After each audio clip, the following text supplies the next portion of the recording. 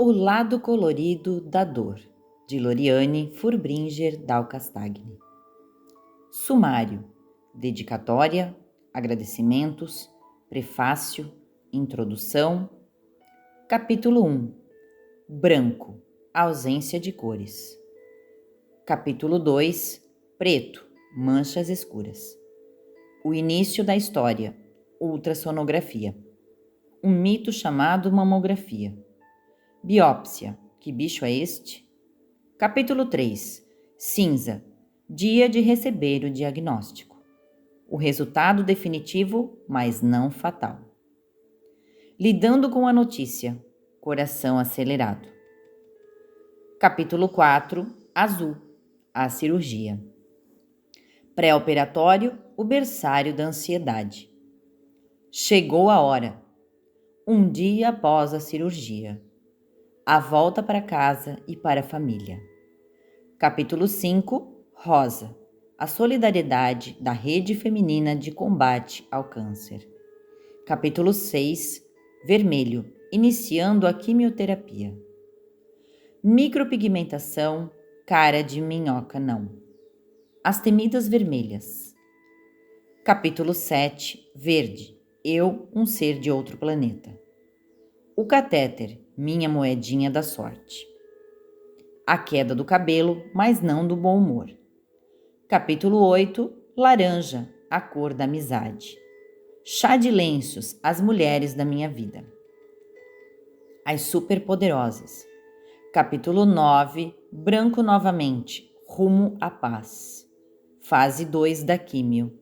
Quimioterapia e exercícios físicos. Será possível? Capítulo 10. Marrom, chazinho e radioterapia. O que é ser HER2? Direitos do paciente com câncer. Capítulo 11. Amarelo, energia voltando, vida normalizando. A volta ao trabalho e a linfangite. Novos encaminhamentos, medo de agulha. Capítulo 12. Lilás, a busca pela maturidade espiritual. Minha fé inabalável. O significado de uma doença na nossa vida. Como interpretar? Câncer. Doença da mágoa, do perfeccionismo ou da falta de consideração consigo mesmo. Capítulo 13. Meu mundo mais colorido. Da falta de cor a um arco-íris de possibilidades. Como estou nesses 5 anos depois? Capítulo 14. Teste da falta de cor na sua vida. Será que você está propenso a desenvolver um câncer? Capítulo 15. A minha receita para o arco-íris. 10 dicas para o pote dourado. Mensagem final. Dedicatória. Dedico este livro àqueles que procuram enfrentar suas dores físicas, emocionais ou espirituais de uma forma leve e confiante. Aos que superam dificuldades com otimismo, sentindo-se vivos e enchendo a vida de cor. Aos que buscam pela humildade e reconhecem que todos os dias a vida ensina, muitas vezes por meio das dores. As pessoas dispostas a acreditarem em si mesmas, no quanto são capazes e que almejam fazer uma limonada com os limões que a vida dá. Aquelas que nunca desistem. E a você, que enxerga mais o bem que o mal, o melhor que o pior, o amor que a dor e a cor mais que a escuridão. Agradecimentos. A Deus por ter cuidado tanto de mim e por dar-me uma nova chance. Por fazer-me sentir escolhida para continuar vivendo, aprendendo e ensinando e por ter colorido a minha existência de forma especial. A toda a minha família, ao meu marido, Jean Murilo, meus filhos, Arthur Vinícius e Cauã Felipe, e minha nora Vanessa, por terem conseguido controlar os medos, dando-me apoio e conforto com muito amor. Aos Furbringer, pai, mãe, irmão e os parentes mais próximos que estiveram ao meu lado o tempo todo, buscando incansavelmente pela minha cura, entrevistando-me todos os dias sobre o meu estado e o que necessitava. Aos Dalcastagni, que torceram e rezaram muito por mim, por terem se juntado para uma ação social, uma macarronada em meu nome. A família Godoy, por ter ajudado prontamente à época da minha cirurgia. Gratidão a todos os médicos e profissionais da saúde que me atenderam com paciência, zelo e carinho. Obrigada, doutora Patrícia Gribler-Swerts, minha ginecologista de anos e colega de Jess, por ter me encaminhado aos cuidados de rotina que levaram à descoberta da doença. Ao Dr. Carlos Gilberto Cripa, mastologista da cidade de Florianópolis, que conquistou meu coração e confiança, realizando minha cirurgia com a máxima competência. Ao Dr. Sandro Laércio Reichel, oncologista da cidade de Blumenau, estudioso, atencioso, dono de toda a minha admiração e que me acompanha até hoje. Você é fera. Aos enfermeiros e enfermeiras da Clínica Reichel e do Hospital Santo Antônio, pessoas iluminadas e muito prestativas. Jamais esquecerei os vários dias em que os encontrei trazendo nas mãos aqueles pacotinhos de quimioterapia e com o maior bom humor do mundo. Muito obrigada, Cris Cabeleireira, uma vida inteira importunando a paralisar meus cabelos e, de repente, você precisou me ajudar a ficar careca. E com certeza isso foi inesquecível.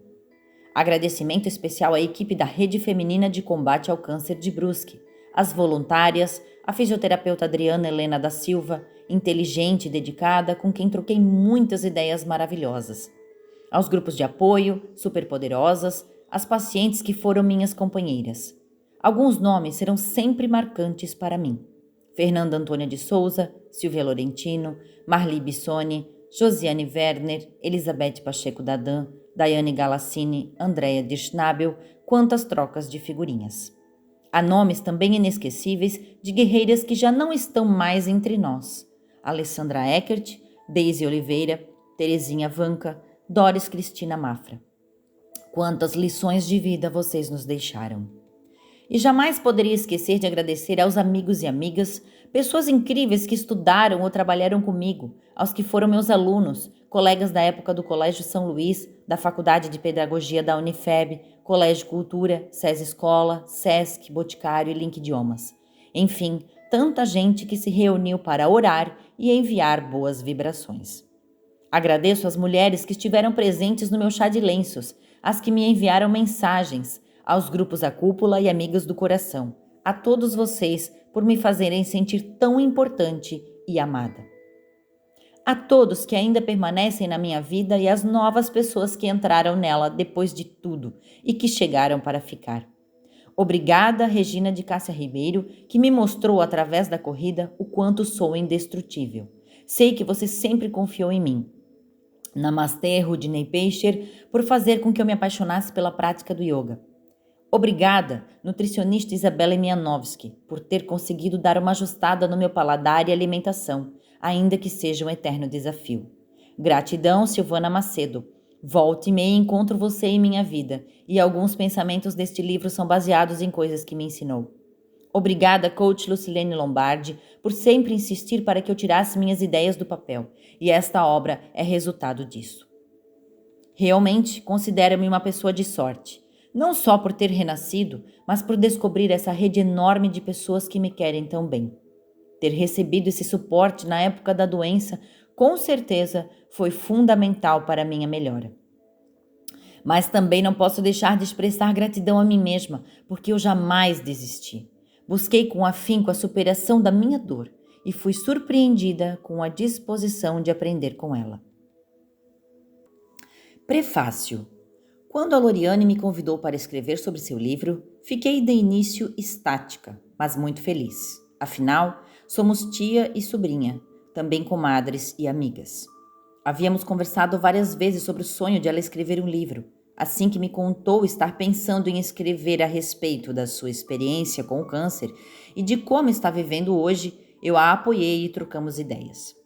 O livro traz para a vida alguns pontos delicados.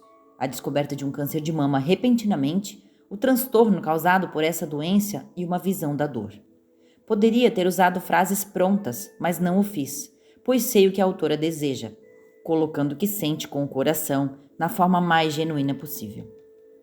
Então, aceitei o desafio de elaborar o prefácio da obra desta pessoa espontânea, curiosa e encantadora. A Lori, como gosta de ser chamada, tem vivacidade e está sempre pronta a iniciar algo novo. A criatividade é sua característica principal, a qual utilizou em cada capítulo desta história, associando cada parte com diferentes opções de cores e retratando, através delas, a grande transformação pela qual passou. Não é difícil falar sobre este livro, pois participei de boa parte da trajetória vivenciada por essa guerreira, que conta sobre como passou pelo tratamento com suavidade, caindo, mas levantando imediatamente com uma postura confiante e cheia de novos significados para a sua própria vida. Quantos de nós estamos no mesmo dilema, enfrentando dores, buscando informações e motivação, ansiosos por soluções e curas? E uma leitura fácil como esta, de uma narrativa oriunda de sentimentos verdadeiros, com uma expressiva leveza, só nos faz ter muita esperança, acreditar que tudo pode ser superado. Aqui, descobrimos como a fé, o bom humor e a persistência podem melhorar a dor e como se pode alcançar a vitória através do amor. Acrescentar novas cores ao enxergar sua vida foi algo que a ajudou a encontrar conforto mesmo na dor e sofrimento, aliviando a pressão e o medo, o que perdurou pelos anos seguintes, dando continuidade à busca pela manutenção da saúde e bem-estar. A descoberta e o cultivo de novos hábitos são evidenciados, pois representaram o surgimento de novas perspectivas coloridas. O livro nos traz a reflexão sobre como estamos pintando o nosso viver. E isto é de nossa responsabilidade, pois o corpo manifesta, mas a mente manipula pensamentos, atos e emoções. Ter uma vida colorida é ter saúde e felicidade.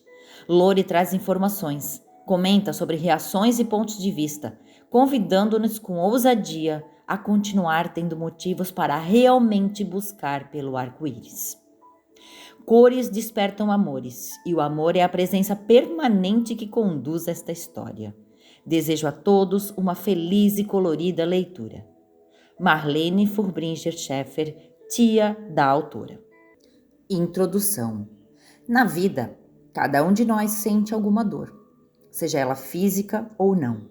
Dor no corpo, na alma, por doença, por amor, por depressão, por vício ou por solidão. Apenas dores. Mas seja ela qual for, o que faz toda a diferença é a forma como a encaramos. Se com naturalidade ou com angústia, coragem ou medo, o fato é, cada um pode transformar suas dores. Ou ela será um abismo sem fim, ou uma verdadeira experiência de aprendizagem, autoconhecimento e evolução. Porque há algo que não se pode negar. A dor sempre tem muito a nos ensinar. Nesta obra, conto um pouco sobre qual foi a minha dor, enfatizando um dos momentos mais marcantes e transformadores da minha vida, a descoberta e o enfrentamento de um câncer de mama.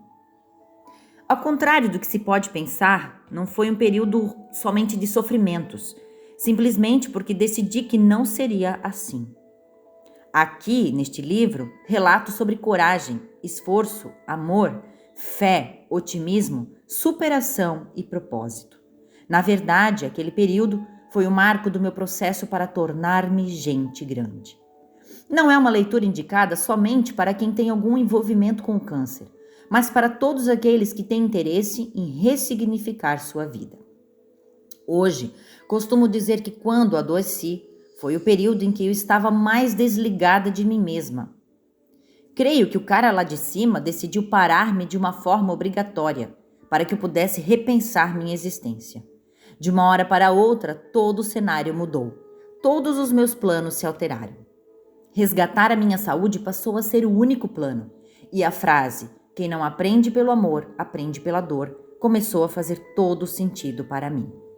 Mas como eu disse, não foi o fim do mundo. Descobri que a dor pode ter um outro lado, um lado infinitamente colorido. E por que decidi escrever um livro para contar minha história? Porque quero mostrar como consegui pintar a minha vida com novas cores. Vale lembrar que, independentemente de ter uma doença ou qualquer outro problema, tristeza, desespero, falta de motivação para viver, é-nos dada a cada dia a possibilidade de buscarmos novas cores, tons inspiradores, alegres e cheios de significado. Afinal, a vida é da cor que a gente pinta. E por que escrever somente agora, após ter conseguido completar os tão esperados 5 anos após o câncer? Porque se eu escrevesse antes, na época do tratamento, talvez eu focasse mais em termos técnicos, em efeitos colaterais, nos momentos mais escuros, os quais não merecem a maior ênfase, pois eles passam. E agora que estou absolutamente recuperada, posso falar com propriedade sobre tudo o que passei. Quero contar o que mudou na minha vida, falar de novas cores, mais claras, alegres e bonitas. Aquelas que não são passageiras, mas sim as que devem iluminar todos os nossos dias. Portanto, não tenha receio em ler este livro por se tratar de uma doença, mas aprenda que toda doença sempre traz um processo de salvação.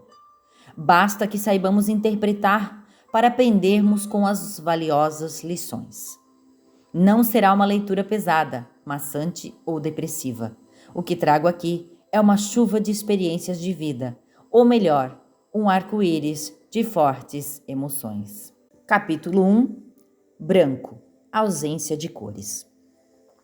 Quando levamos a nossa vida sem consciência e sem emoção, é como se ela passasse em branco.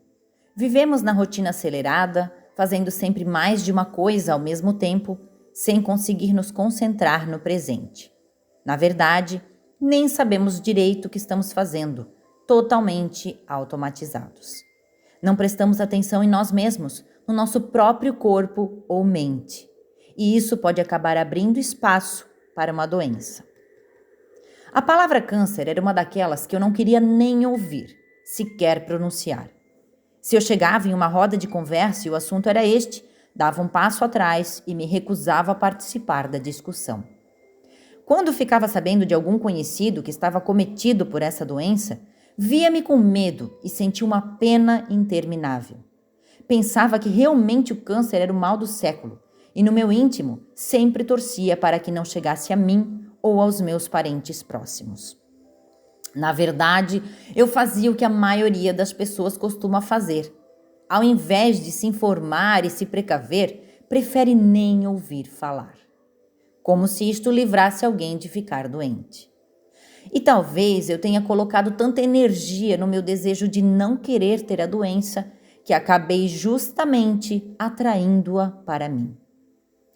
Pois inúmeras células intrusas do mal decidiram se instalar no meu corpo, mesmo eu não apresentando muitos fatores de risco. Genética não foi o caso dos meus tumores.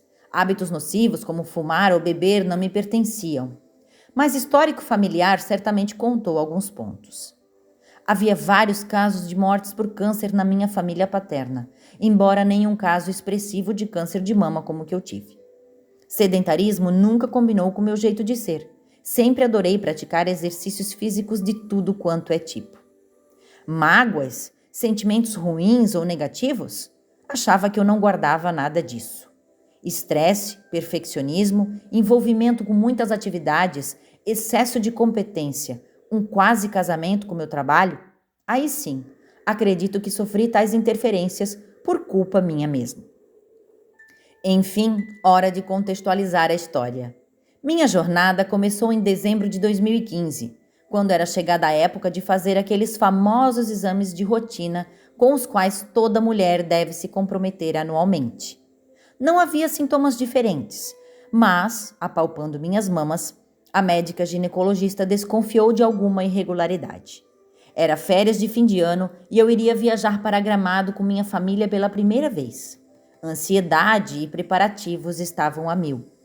Então, resolvi deixar os exames solicitados para quando retornasse da viagem. Afinal, eu era professora e teria o mês de janeiro inteiramente livre para realizá-los com calma.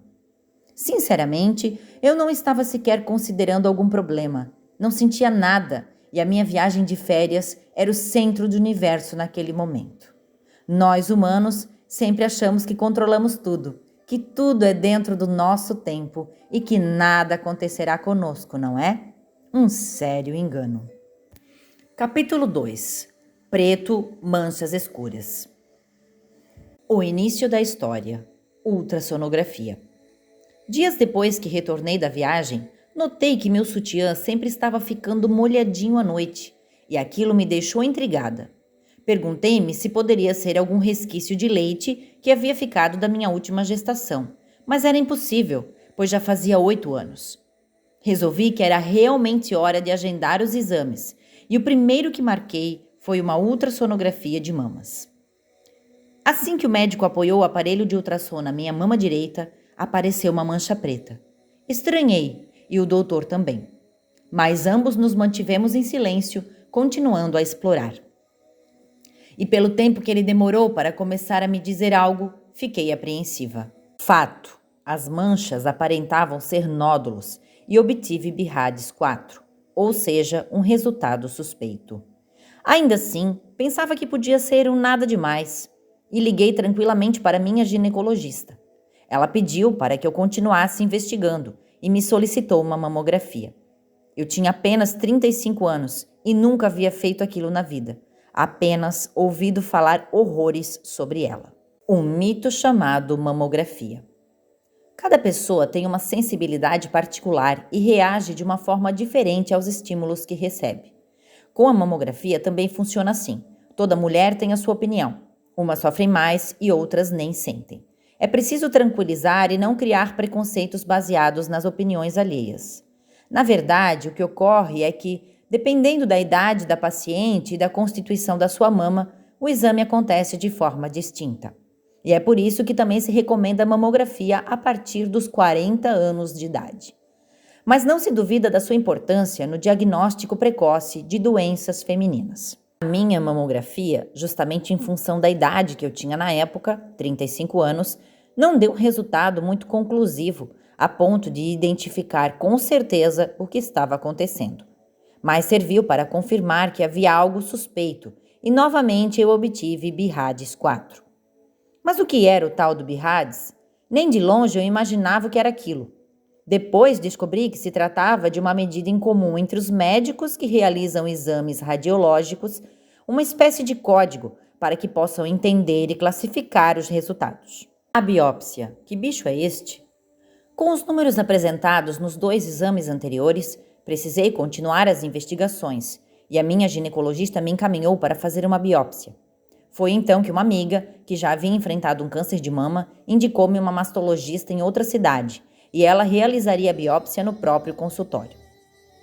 É interessante esclarecer que, no caso de suspeita de câncer de mama, existem diferentes tipos de procedimentos de biópsia e um conjunto de fatores definem qual a melhor técnica a ser utilizada. Na minha situação, como a mastologista não conseguia sentir e calcular exatamente onde estavam os nódulos, foi necessário fazer um procedimento mais elaborado, conhecido como coribiópsia, o qual foi agendado numa clínica especializada. Nesse meio tempo, optei por não ficar muito pensativa. Existia uma preocupação, um certo receio de como seria aquele exame e, sobretudo, qual seria o resultado. Mas eu achava o tempo todo que estava tudo certo. O procedimento em si não foi a coisa mais agradável pela qual passei, mas foi de fundamental importância, uma vez que possibilitou a retirada de fragmentos do interior da mama para análise. Durante o exame, lembro-me bem que, para não me concentrar em dores ou no incômodo de estarem mexendo em mim, fiquei observando quadros na parede, mas muito atenta ao que a médica e a sua auxiliar conversavam. Posso dizer que vi estrelas, algumas concretas e brilhantes, pintadas nas imagens da parede, outras imaginárias, que foram surgindo conforme eu ia recebendo picadinhas na pele. Felizmente, aquilo logo terminou e fui encaminhada para uma salinha de recuperação, onde podia fazer umas compressas geladas no peito que me traziam alívio e conforto.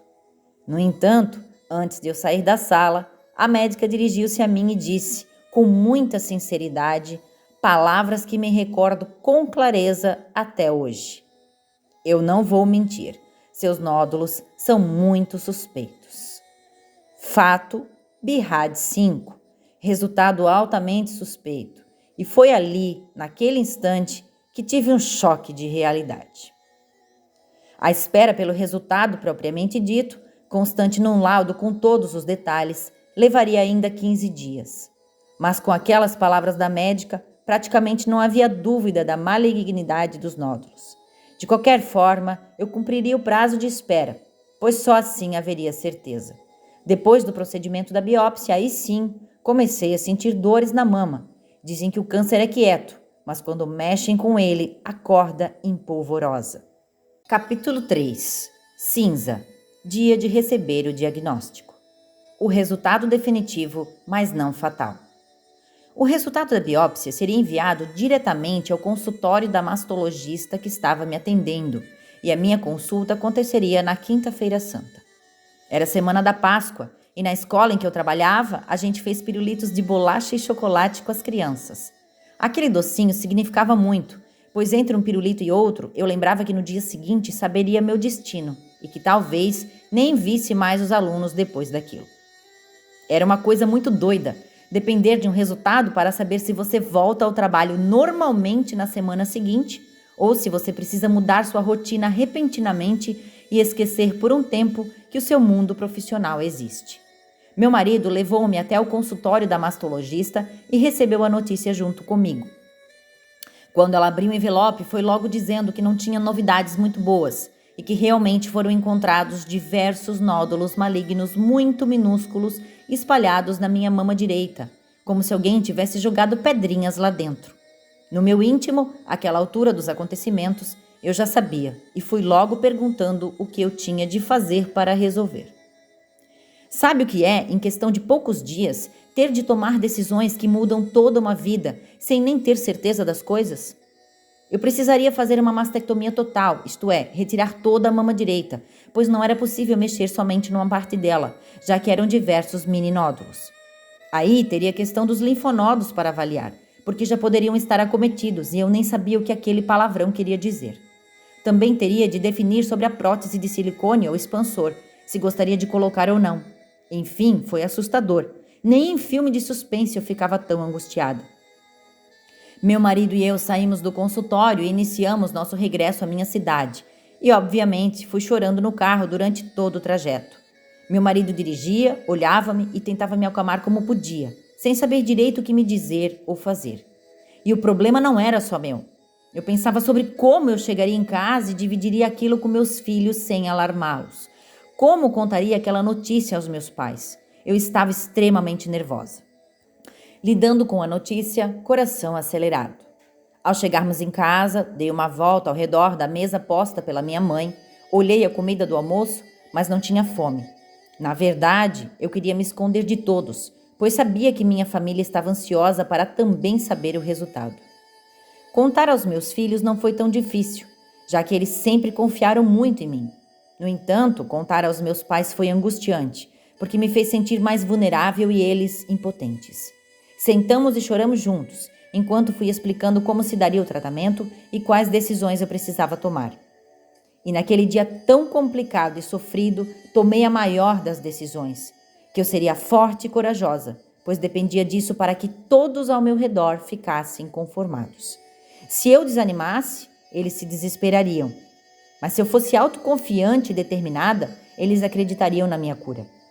Isso quer dizer que meu momento cinza, aquele que todo paciente vive ao tomar conhecimento de um diagnóstico de câncer, durou pouco tempo. E eis que tirei a minha primeira lição. Sabemos que a vida é cheia de escolhas a se fazer, e eu tinha duas opções: achar que meu chão havia caído e que tudo estava perdido, ou acreditar na cura e enfrentar com coragem o tratamento, tentando aprender algo útil com cada passo dele. Fiquei com a segunda alternativa, graças a Deus. O dia seguinte era Sexta-feira Santa. Que dia inesquecível. Nublado, carregado, choveu forte durante o tempo todo e passei o dia em frente ao computador. Sempre fui muito curiosa e desejosa de, na vida, saber e conhecer um pouco de tudo. Não seria diferente naquele momento, diante de uma doença obscura para mim, sobre a qual eu nunca quis pesquisar. Comecei a procurar informações em sites de hospitais renomados e de organizações confiáveis que tratavam do câncer. Quando se joga a palavra câncer no site de busca, aparece uma infinidade de coisas e é necessário saber filtrar inteligentemente para não cair em blogs ou outros materiais dramáticos que mais atrapalham do que ajudam. Há pessoas que dizem que preferem não pesquisar para não se alarmar. Segundo elas, a internet acaba prejudicando. Mas eu não penso assim. Tudo depende da interpretação que se faz sobre aquilo que se lê. Além da internet, conversei com 3 pacientes da minha cidade que enfrentaram casos parecidos. Eu disse parecido, porque igual nenhum caso é. Sempre tem alguma peculiaridade. Felizmente, todas passavam bem e foi muito bom saber disso. Também mandei um e-mail para a médica para tirar algumas dúvidas. E quando ela me respondeu falando de termos como linfonodo sentinela, esvaziamento axilar, teste imunohistoquímico, eu já sabia o que era.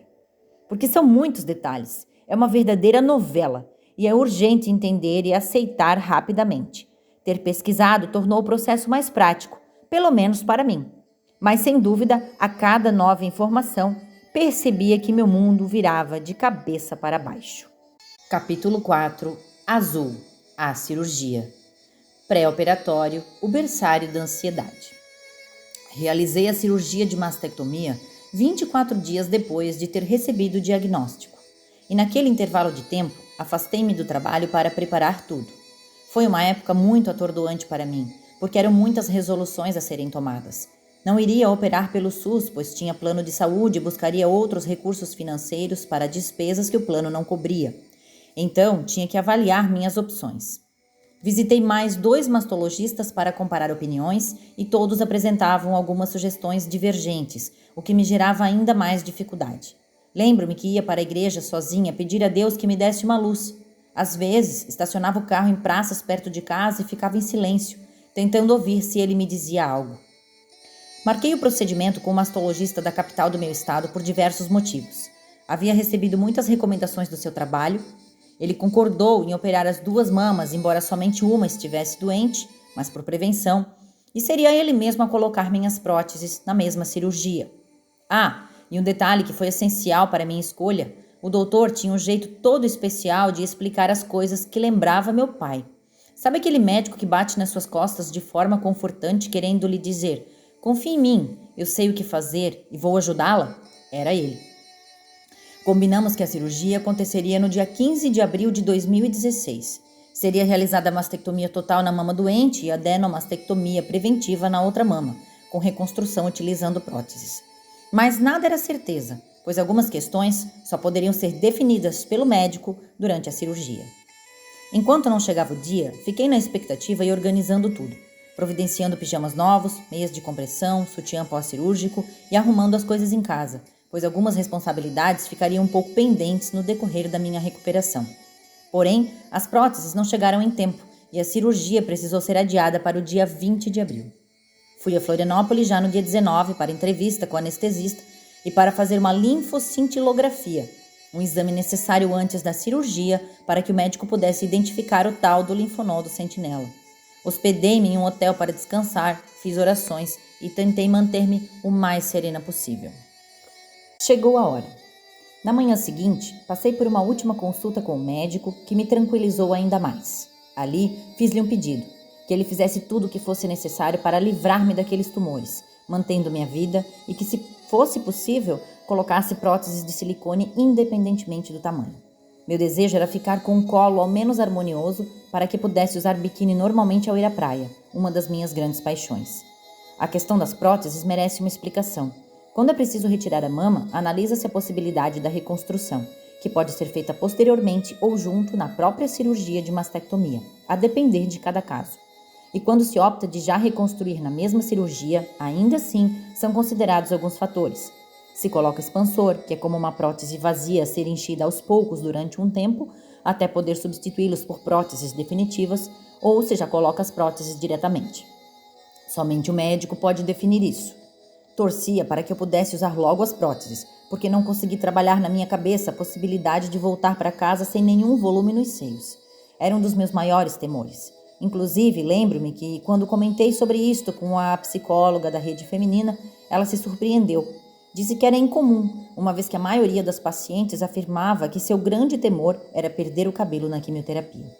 Enfim, ao meio-dia do dia 20 de abril de 2016, fui para a internação. Vesti aquela camisola azul nada sexy com abertura para trás que se usa em cirurgias. Recebi elogios das enfermeiras por ter montado uma pasta azul organizada com todos os meus exames.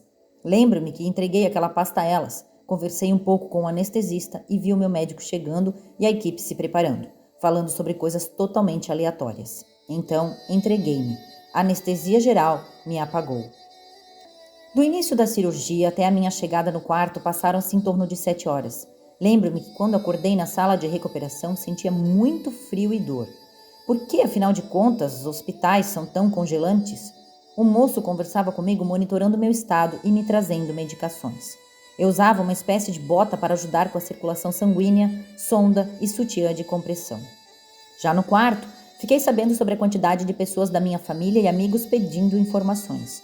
Eu estava meio atordoada ainda sob efeito da anestesia, mas aquele carinho confortou meu coração e ajudou a apaziguar a saudade de casa. Aquela noite não foi fácil. Eu pedia morfina. Um dia após a cirurgia. O dia seguinte foi muito desafiador. Recebi a visita da fisioterapeuta que foi me ajudar a levantar. Livraram-me da sonda e das tais botas de astronauta. Nossa, colocar os pés no chão e sentir novamente o peso do corpo me deixou tonta. Eu precisava de ajuda para tudo, ir ao banheiro, tomar banho e comer. Meu marido foi me visitar e até hoje fico imaginando o que ele pensou ou como se sentiu ao entrar pela porta do quarto do hospital e me ver tão diferente, tão incapacitada. Percebi que ele ficou sem jeito, não sabia bem o que fazer. Desastrado como sempre foi, acabou me provocando risos, pois foi tentar me ajudar a comer pão e quis limpar os farelos caídos em cima do meu peito, e eu berrei de dor. Ele nem se deu conta e logo pediu desculpas. Foi engraçado. O doutor também chegou para visitar-me e examinar. Reclamei da dor. Disse que parecia que havia um elefante sentado em cima de mim. Ele olhou, deu uma mexida para ajudar a drenar e foi doído, mas aliviou um pouco. Ele explicou-me tudo o que havia sido feito na cirurgia e nunca vou esquecer da primeira frase que ele disse. Você se livrou de uma boa. Contou-me que foi necessário fazer o esvaziamento axilar total do meu braço direito, ou seja, retirar todos os linfonodos, que são os gânglios do sistema linfático responsáveis pela defesa do nosso corpo. O que deve ser entendido é que quanto mais linfonodos estiverem acometidos, mais chance de o câncer ter se espalhado, formando metástases, e eu já estava com 4 destes linfonodos comprometidos. Dali em diante, eu teria que ter cuidados extras com este braço durante a vida toda, tais como não carregar muito peso, não utilizar gilete para depilação, não retirar cutículas, não medir pressão arterial ou realizar exames de sangue neste braço, não utilizar mangas nem braceletes muito apertados, fazer drenagens e fisioterapia regularmente. Lembro-me que fiquei chocada ao saber daquilo tudo, e foi então que me dei conta do quanto meu caso era realmente sério. Logo percebi o quanto devo ser grata, todos os dias da minha existência, da minha nova existência. Sim, agradecer, porque a princípio eu não tinha sintoma algum e devido a um exame de rotina descobri uma doença em tempo hábil. De um diagnóstico cruel desencadeou-se todo um processo que salvou a minha vida. A primeira grande etapa foi cumprida. Eu estava livre daquelas células malignas intrusas e o que viria dali em diante era para confirmar as chances de cura e prevenir recidivas. A volta para casa e para a família. No segundo dia após a cirurgia, fui liberada para voltar para casa, mas precisei levar comigo 2 cachorrinhos, 2 drenos dentro de sacolinhas, um em cada lado, e para onde eu ia, tinha que andar com aquilo para controlar a quantidade de sangue que estava sendo eliminada. A expectativa pelo meu retorno era grande, tanto minha quanto dos meus familiares. Eu estava mais apreensiva por encontrar o meu filho mais novo, na época com 8 anos. Não sabia como ele reagiria ao ver-me naquele estado. Já com meu filho mais velho não me preocupava tanto. Ele havia recém-iniciado o namoro e tinha alguém com quem desabafar. Acredito que isso fez muita diferença. Quando cheguei, meu filho menor já me esperava na frente de casa com meu primo. Lembro-me que ele saiu correndo em disparada para me abraçar e tive de pedir que parasse e fosse devagar. Ele se assustou e provavelmente nunca apagará aquele momento da sua memória. Sua mãe estava irreconhecível, cabelo curto como nunca teve antes, quis cortar antes da cirurgia para facilitar, meias de compressão, pijamas e sacolinhas com drenos. Àquela altura, nem eu mesma me reconhecia mais. Posso dizer que tive uma verdadeira equipe pronta para cuidar de mim. Quem tem uma família dedicada e amigos abençoados como eu é muito privilegiado. Eu vi atitudes que me deixaram surpresa e feliz. Para começo de conversa, haviam colocado persianas novas no meu quarto. Levantaram um pouco meu colchão e minha mãe passou a dormir uns dias na minha casa para ajudar-me. Tudo acabou passando por certas adaptações e algumas duram até hoje, pois me acostumei. É o caso da lixeira do banheiro que trocou de lado, foi para a esquerda do vaso. Foram 60 dias dormindo na mesma posição. Era frio e parecia que eu nunca conseguia estar suficientemente aquecida. Os drenos ficaram por apenas uma semana, mas nos primeiros dias eu não conseguia ir ao banheiro ou tomar banho sozinha. E ainda tinha de fazer curativos. Levavam-me até o salão da minha cabeleireira para lavar os cabelos no lavatório. Minha mãe me enchia de pão e cozinhava coisas gostosas. Eu comia, tomava remédios, dormia e recebia visitas. De repente, comecei a me sentir mal. Como eu ainda ficava muito tempo deitada, meu intestino não deu conta de funcionar direito.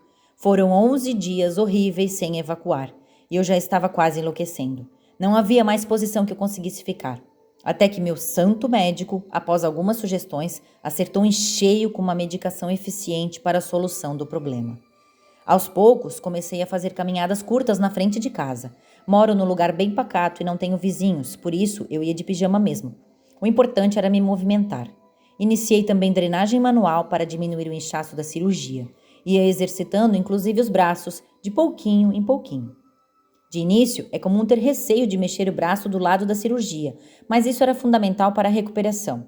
E isto é algo que toda mulher que passa por mastectomia precisa entender, pois se ficar o tempo todo com o braço parado e preso, aí sim terá consequências difíceis de resolver.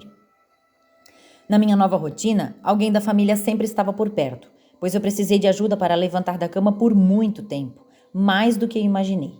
Sinceramente, para mim, parecia impossível voltar a levantar sozinha. Eu não tinha forças. Assim, compreendi bem por que somos chamados de pacientes quando estamos em tratamento de alguma doença. Porque precisei ter muita paciência. Mas os dias foram passando e fui me encorajando. Quando tinha vontade de ir ao banheiro no meio da noite e não queria chamar ninguém, eu virava de lado e ia escorregando para fora da cama até levantar. Então, fui ficando mais confiante. Capítulo 5.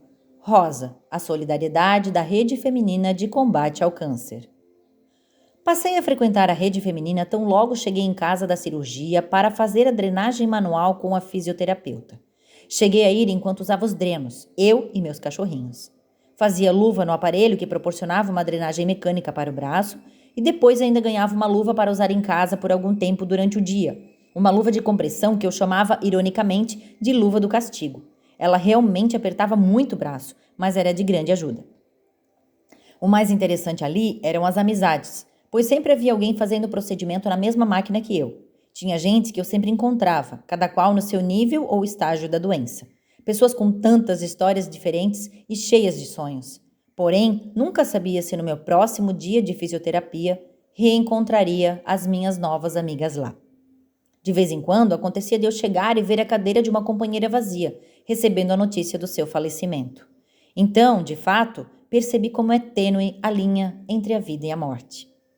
E a minha maior tarefa era aceitar e não deixar o medo ou o desânimo tomarem conta, entendendo que cada pessoa tem seu tempo e um caminho a ser seguido nesse mundo. Também passei a participar do grupo 1, que era das pacientes em tratamento. Tínhamos palestras, cafés, bingos, festas e outras atividades.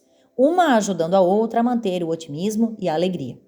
Eu era a bebê da turma. Havia outras pacientes conhecidas que não frequentavam a rede, pois preferiam ficar mais reclusas ou não se envolver com a história de outras. Mas eu quis conhecer realidades diversas, o que me ajudou a enxergar muitas coisas de forma diferente. Havia mulheres mais ingênuas e algumas que viviam em situações muito precárias, tendo somente as voluntárias da rede como esperança de apoio. E aí a gente começa a se interessar em buscar ajuda. Antes de adoecer e precisar contar com os serviços da rede feminina, eu não conhecia de fato o trabalho maravilhoso que se faz lá e também não sabia de suas dificuldades. Participei dos chás e pedágios, vendi rifas, doei meus lenços para as pacientes. E também meus novos cabelos. Quando completei 5 anos pós-doença, cortei o cabelo, que já estava suficientemente comprido, e fiz a doação para a confecção de perucas. Mas quero contribuir sempre mais, talvez até me tornando uma das voluntárias. Disse que um dos pilares da nossa vida que devemos desenvolver é o pilar de servir. E realizar um trabalho voluntário é algo muito grandioso que vai de encontro a esse objetivo. Colaborar com o próximo sem esperar nada em troca representa evolução e coisas muito boas começam a acontecer. Sinto-me muito feliz por ter aberto portas para essas possibilidades. Capítulo 6. Vermelho. Iniciando a quimioterapia. Enquanto me recuperava da cirurgia, também me preparava para as próximas etapas. Era hora de começar a batalha da quimioterapia. Sim, porque meus tumores já haviam sido retirados, mas porque houve linfonodos comprometidos e também considerando que eu era uma paciente jovem, a indicação era fazer químio e rádio. Bom, em primeiríssimo lugar, era necessário consultar o oncologista. Conversei com um da minha cidade que foi bem claro e objetivo. Ofereceu-me o serviço de quimioterapia, que era recente e apenas particular. Eu poderia permanecer e fazer tudo através do meu plano de saúde, mas não senti firmeza. Então, pendi indicação de umas pessoas que já haviam realizado tratamento em outras cidades e decidi ir para Blumenau. E foi lá que conheci uma clínica referência no assunto, onde fui atendida por um médico que, além de carinhoso, era muito inteligente. Era daqueles que estava sempre estudando novas alternativas para os tratamentos oncológicos. E eu adoro pessoas inteligentes. Sou paciente dele até hoje e sempre agradecida por seus cuidados comigo. Se tem uma palavra que definitivamente não pode ser associada ao período da quimioterapia, é a palavra fácil. E, portanto, ter um médico preocupado e uma equipe de enfermagem atenciosa faz toda a diferença. Em consulta, o doutor falou-me do protocolo: 4 vermelhas, sendo uma a cada 21 dias, e 12 brancas semanais. Explicou os objetivos, avisou que o cabelo provavelmente cairia depois de 15 dias da primeira sessão e elencou os efeitos colaterais que eu poderia vir a ter. Aí, senti-me arregalando os olhos ao ouvir e tentar processar tanta informação. Mas ali, naquele momento, também escolhi ser forte. Conforme ele ia relatando que eu poderia vomitar, pensava, eu não. Que eu poderia ter feridas na boca, gritava no meu íntimo, eu não. Que eu poderia ter diarreias, já cortava o pensamento ecoando rápido e internamente, eu não. E fato é que não tive nada disso, provando que nosso pensamento é mesmo poderoso. Enfim, um ponto bem importante que conversamos era sobre a colocação de um catéter intravenoso para preservar as veias, pois eu tinha menos possibilidades, já que não é indicado puncionar as veias do braço em que foi feito o esvaziamento axilar. Claro que concordei, mesmo sabendo que era mais um procedimento hospitalar a se fazer. Consegui providenciar isso mais adiante, e a primeira químio foi marcada sem o catéter. Micropigmentação, cara de minhoca não. A expectativa pelo início da quimioterapia era grande, e a ansiedade para começar logo também. Em torno de uma semana antes, eu me dei conta de que, se o cabelo iria cair, poderiam cair também cílios e sobrancelhas. Fiquei horrorizada ao reconhecer o quanto as sobrancelhas fazem a diferença no nosso rosto, por isso que se diz que elas são uma moldura. Não queria parecer uma minhoca, nem ficar com cara de doente. Então, fui a uma loja de cosméticos e comprei uns moldes vazados para pintar sobrancelhas. Mas quem disse que tive jeito de fazer? Foi aí que me veio a ideia da micropigmentação, um procedimento estético que estava fazendo muito sucesso na época. Consultei um oncologista sobre essa questão e ele me disse que poderia fazer se fosse antes de iniciar as químios. Faltavam poucos dias e encontrei uma profissional disposta a me ajudar. Como não iríamos poder fazer retoque, ela decidiu realizar o procedimento com aplicação prévia de anestesia local, com o intuito de marcar profundamente a pele. Mas eu digo, anestesia na testa nunca mais. E no fim, sofri à toa, pois os pelos das minhas sobrancelhas nem caíram. As temidas vermelhas. No dia 2 de junho de 2016, fui à clínica em Blumenau junto com meu marido, para darmos início às químios. Naquele dia, não fui atendida juntamente com os demais pacientes. Fiquei em um quarto onde uma enfermeira repassou comigo todas as orientações e deixou-me novamente ciente das reações que eu poderia ter. Deu-me aquele termo que se costuma receber para assinar antes dos procedimentos. Aquele que, se a gente de fato ler na íntegra, nem quer assinar, quer mesmo é sair correndo. Importante contar que de 2 a 3 dias antes de cada químio, havia uma preparação com alguns medicamentos orais, como antialérgicos, por exemplo. Eu recebi uma caderneta para o acompanhamento de cada sessão, com espaço para anotação do peso e sobre a tolerância aos remédios. Houve conversas com psicóloga e nutricionista, todo um pessoal preparado para atender muito bem. Então, naquela vez, Um enfermeiro veio fazer o acesso venoso para iniciar a químio, e as minhas veias do braço esquerdo, que haviam sido muito usadas para exames, estavam bem complicadas. Calmamente, ele foi fazendo tentativas por 3 lugares diferentes. Foi um tanto angustiante, pois ele cogitou até usar alguma veia do pescoço para o meu desespero. Mas foi na minha mão que ele conseguiu fazer o acesso, e imediatamente fui ficando relaxada e sonolenta. Na hora de receber a medicação, não sentia muita coisa diferente. Eu podia comer se quisesse ou dormir. E também, durante as químios vermelhas, foi-me recomendado ingerir picolés ou chupar gelo, uma vez que podia formar feridas na minha mucosa bucal. Aqueles picolés me deixaram um pouco traumatizada, pois gravei o gosto deles associado ao estresse daqueles momentos, e até hoje não aprecio mais picolés de fruta e gelo. Felizmente, não ganhei feridas e o objetivo foi alcançado. Capítulo 7. Verde. Eu, um ser de outro planeta. Lembro-me que na época das vermelhas eu ficava bem corada e um pouco agitada, com a respiração um pouco mais rápida. Tive dificuldade para dormir em algumas noites e aquilo não era nada comum para mim. Fiquei fã de diversos programas de TV que passavam na madrugada. Nos 3 primeiros dias após a sessão, eu até me comparava a um ser de outro planeta, como aqueles que a gente vê nos filmes, pois me sentia verde de tanto enjoo. Não vomitava, mas não sabia o que fazer de tanta náusea. Tomava remédio, porém aquilo não passava, então sentava na escada de casa e esperava. A partir do 4º dia, tudo ficava mais tranquilo. A partir dali, a missão era cuidar da imunidade, pois se ela não estivesse boa o suficiente para o dia da próxima sessão, atrasava todo o ciclo. Nunca tomei tanto suco verde na vida. Quando se começa o processo, acredito que todo paciente vira adepto de calendários. Vai riscando dias, faz projeções de quando vai terminar e inicia uma contagem regressiva e apressada. Naquela fase também passei a entender bastante de hemogramas, para saber se a próxima aplicação iria dar certo. Lembro-me que fiquei chateada quando por 2 vezes a quimio foi adiada porque a minha imunidade não atingiu os números necessários. Mais um verdadeiro exercício de paciência. Fiquei afastada do trabalho, tirei um tempo para cuidar exclusivamente da saúde. Fui obrigada. Então tive condição de pensar em tudo o que estava acontecendo. Dediquei-me ao tratamento, busquei a recuperação e sabia o que eu queria: viver. Mas não foi fácil. Aquela fase das químios vermelhas foi extremamente marcante e ensinou-me muito. O catéter, minha moedinha da sorte. Visitei com uma amiga o médico que me indicaram para fazer a colocação do catéter intravenoso. Na consulta, ele me explicou como seria o procedimento e mostrou-me o bichinho. Contou em que local ele iria ficar. Bastava algumas horas no hospital e nem precisaria internação. No dia combinado, cheguei cedo. Minha mãe acompanhou-me. Esperei um pouco e logo fui chamada para me trocar e ser encaminhada ao centro cirúrgico. Nunca tinha estado naquele hospital antes. Parecia um labirinto de tanta sala operatória. Lembro-me de que chamaram uma enfermeira mais velha para poder fazer um acesso na minha veia para anestesia. A situação das minhas veias continuava crítica, e isso justificava totalmente a opção pelo catéter. Apaguei e não vi nada. Quando despertei, estava na sala de recuperação.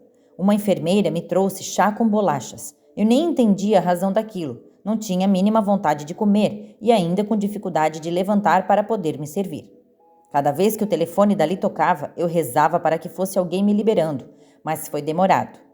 Enfim, voltei para casa no mesmo dia, cansada e com uma baita dor de cabeça. O catéter foi instalado bem pertinho do coração. Foram 3 pontinhos apenas e tive uma boa cicatrização. Ele foi muito importante. Trouxe mais conforto e praticidade para a administração da químio. Era só puncionar o catéter que a medicação começava a entrar, sem a necessidade de pegar as veias.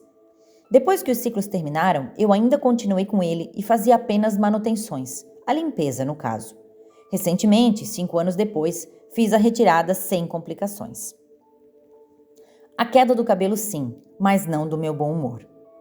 Já estavam quase chegando os temidos 15 dias após a primeira químio, e era impossível esquecer aquele prazo que o médico havia dado. Eu já tinha combinado com a minha cabeleireira que assim que começassem a cair os primeiros fios, iria marcar com ela para raspar a cabeça. Não concebia a agonia de ficar caindo o cabelo em tudo. No 15º dia, à noite, senti umas picadinhas no couro cabeludo. uma dorzinha, como se tivesse mantido o cabelo amarrado muito apertado e por muito tempo. Eu disse ao meu marido e para meu pai, que estava na minha casa naquele momento: amanhã vai começar a cair o meu cabelo. Ao acordar no dia seguinte, havia muitos fios no meu travesseiro. Passava a mão na cabeça e saía um punhadinho de cabelo a cada vez. Era sábado e eu tinha de levar meu filho em uma festa de aniversário de uma colega da escola. Coloquei um lenço no pescoço e tentei prender o cabelo debaixo dele. Já estava curto desde a cirurgia e eu não conseguia prendê-lo ou fazer um rabo. Resolvi entrar em contato com a cabeleireira para marcar um horário durante a semana e passar a maquininha. Tomei um susto quando ela respondeu que não tinha compromisso naquele dia e que poderia ir até a minha casa mais tarde. O coração acelerou, pois eu não estava esperando por aquilo naquele dia. Seria então o dia que eu ficaria careca? Nem tinha dado tempo de me preparar direito, mas aceitei, já estava decidida mesmo. Então, era melhor encarar os fatos. Disse a ela que iria esperá-la, mas fui ficando nervosa, apreensiva. Aliás, todos. Lembro que meu filho, ao saber que a cabeleireira estava chegando, buscou um tubo de cola, dizendo que poderia colar os cabelos caídos se eu quisesse. Ele e meu marido queriam assistir à cena. Quando finalmente o carro dela estacionou no pátio da minha casa, meu coração quase que pulou fora do peito. Era a hora. Então, ela me avisou que, primeiramente, a fim de que eu não me assustasse, iria usar a máquina 5. E assim fez.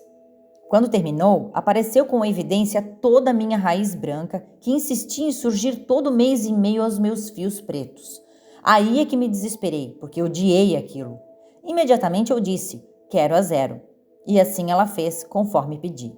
Naquela hora, meu pai também tinha entrado no quarto, e eu estava fazendo pose e caretas para fotos, com chapéus e outros acessórios. No fim, todos fomos obrigados a rir da situação.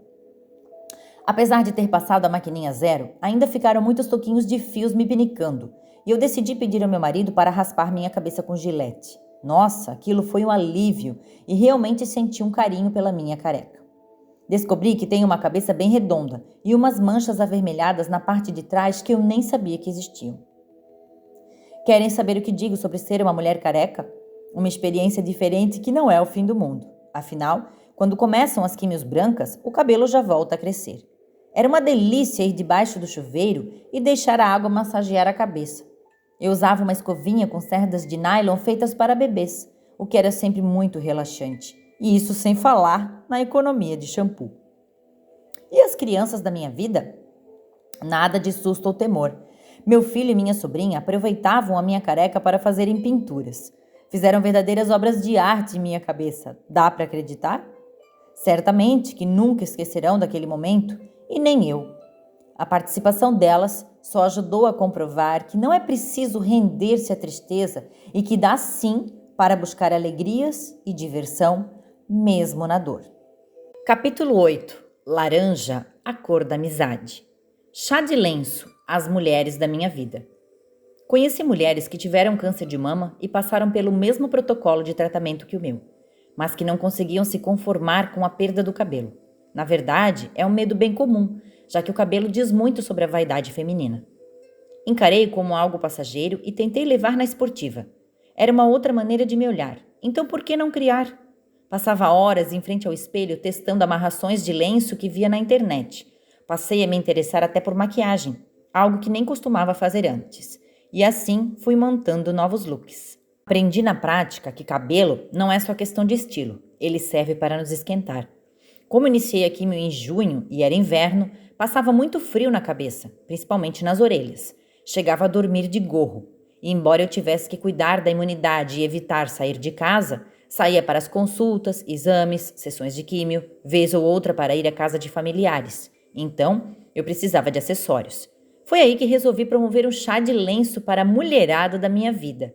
Convidei parentes e amigas para virem tomar um café comigo e me trazerem um acessório de presente. Foi um acontecimento inesquecível que acalentou muito meu coração. Reunimos-nos na garagem da casa dos meus pais e lá montei uma pequena decoração com um varal. Para compor o varal, cada convidado escreveu uma mensagem para mim e pendurou junto com o seu presente. Foi tão bonito. Tenho as mensagens guardadas até hoje na gaveta do meu criado mudo. Naquele dia, conversamos, Contei um pouco sobre como estava sendo o tratamento e todas vestiram os próprios lenços para fazermos fotos. Senti-me muito querida e motivada a continuar enfrentando toda a batalha com positividade. Lembro-me de cada mulher que estava lá naquela tarde e também das mensagens que recebi pelas redes sociais de outras que não puderam estar presentes. Cheguei a receber lenços pelo correio, de amigas que já não moram mais na minha cidade, lenços que vieram até de outro país. Um conjunto de vibrações positivas que me animaram ainda mais e me estimularam a homenagear essas mulheres que representam muito para mim, às quais sou imensamente grata.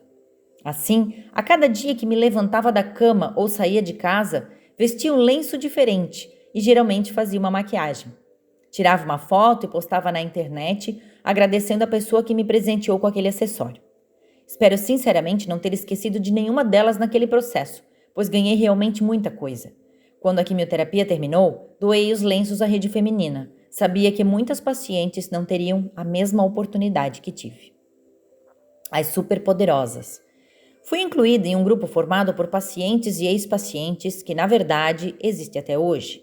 São mulheres de várias regiões do Brasil, algumas de mais longe, que trocam informações e compartilham seus casos. Ter um grupo de apoio de pessoas passando por situações semelhantes cria uma empatia valiosa e acaba por nos confortar. Isto permite que nos sintamos verdadeiras superpoderosas. Participei de alguns encontros e cafés com elas. Também recebi a visita de algumas na minha casa bem no início da químio. Nem todas eram pacientes de câncer de mama, mas a maioria sim, e é impressionante como são casos e casos, cada um com suas particularidades. Conhecer gente que já tinha alcançado a cura e outras no meio do tratamento só me trouxe mais perspectivas positivas. Em época de Outubro Rosa, é comum o grupo ser convidado a fazer fotos, participar de eventos e exposições sobre o tema da prevenção ou dar depoimentos. É uma iniciativa interessante, que eleva a autoestima e nos faz sentir queridas, mostrando que o mundo ainda se importa. E é a chance de chamar a atenção das mulheres sobre o assunto, destacar a importância do autocuidado. Capítulo 9. Branco, novamente, rumo à paz. Fase 2 da químio. E eis que após a quarta químio vermelha, chegou o momento de partir para outra fase do protocolo e ir para as brancas. Elas são chamadas assim por causa das cores dos medicamentos. As vermelhas ocorriam a cada 21 dias. Já as brancas eram semanais e foram 12 ao todo. As sessões não eram tão agressivas e ficava mais em paz. Não tinha mais gelo ou picolés para chupar, nem enjoos e fios de cabelo já começavam a despontar. Na minha primeira branca, tomei um susto. Eu estava tranquila, alegre por passar de fase e ansiosa por riscar mais uma etapa no meu cronograma. Era perto do meio-dia quando a clínica estava bem vazia e só havia uma enfermeira me acompanhando. E de repente comecei a me sentir estranha, com uma pressão no estômago como se estivesse levando um soco. Eu devo ter transparecido isso na minha expressão facial, porque me mantive calada. Porém, a enfermeira percebeu e me perguntou se eu estava bem. Foi quando contei o que sentia e ela imediatamente pulou da cadeira, pegou o telefone e pediu ajuda, pois eu estava tendo uma reação alérgica. Nunca havia tido reação a remédio algum, então tiveram que diminuir o ritmo e deixar a medicação entrar bem mais devagar do que de costume, gotinha a gotinha. Aquela sessão durou a tarde inteira. Os exames de sangue continuavam a cada semana para o desespero das minhas veias do braço esquerdo, mas era necessário checar se estava tudo bem para a aplicação de mais uma dose de quimioterapia. Durante as brancas, a minha imunidade estava mais controlada. Só que na segunda sessão fui preocupada, receosa de que aquela reação alérgica fosse acontecer novamente. Mas aí o corpo já reagiu melhor e aos poucos fui voltando ao ritmo. Logo o ano foi passando e ao chegar no mês de novembro já vislumbrava a minha última sessão. Preparei um presentinho com uma mensagem especial de gratidão eterna para entregar para toda a equipe que cuidou de mim na clínica e também para o meu querido oncologista.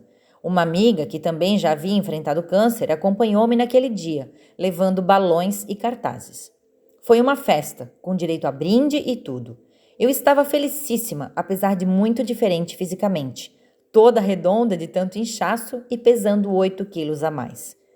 O cabelo crescia desproporcionalmente, e àquela altura eu já havia trocado os lenços por faixas. Quimioterapia e exercícios físicos. É possível? Eu sei. Este título parece estranho, talvez até chocante, mas é real. Nem na época da quimioterapia parei de me exercitar. Diminuí consideravelmente o ritmo e o tipo de atividade, mas parar completamente, jamais. Sempre fui adepta à atividade física, metida a fazer tudo quanto era novidade nas academias. As modalidades divertidas como dança, ginástica, jump, zumba, caminhadas, entre outras. Para mim, era sinônimo de alegria, de liberação das tensões do dia a dia. Em torno de 5 meses antes de ser diagnosticada com câncer, eu havia iniciado aulas individuais com uma professora que ensinava e incentivava a prática da corrida. Eu já treinava com frequência e, inclusive, tinha participado de uma prova de corrida de rua. Nunca fui muito veloz, mas este também nunca foi meu objetivo. Muitas vezes eu me achava até maluca por me esforçar para fazer aquilo. Não parecia ter lógica, porque para correr você cansa, sua, sente dores, coração acelerado, respiração alterada, medo e tédio. Mas apesar disso tudo, você luta e continua buscando se superar, pois a sensação que vem ao final do treino é recompensadora. Mente e corpo se sentem vencedores. Assim, os benefícios físicos e emocionais que vão surgindo no decorrer da prática são imensos e você se envolve totalmente. Na verdade, vejo que a corrida me trouxe importantes lições. Provou-me que ter paciência é uma virtude. Um dia você sai saltitante e consegue fazer render completamente o treino.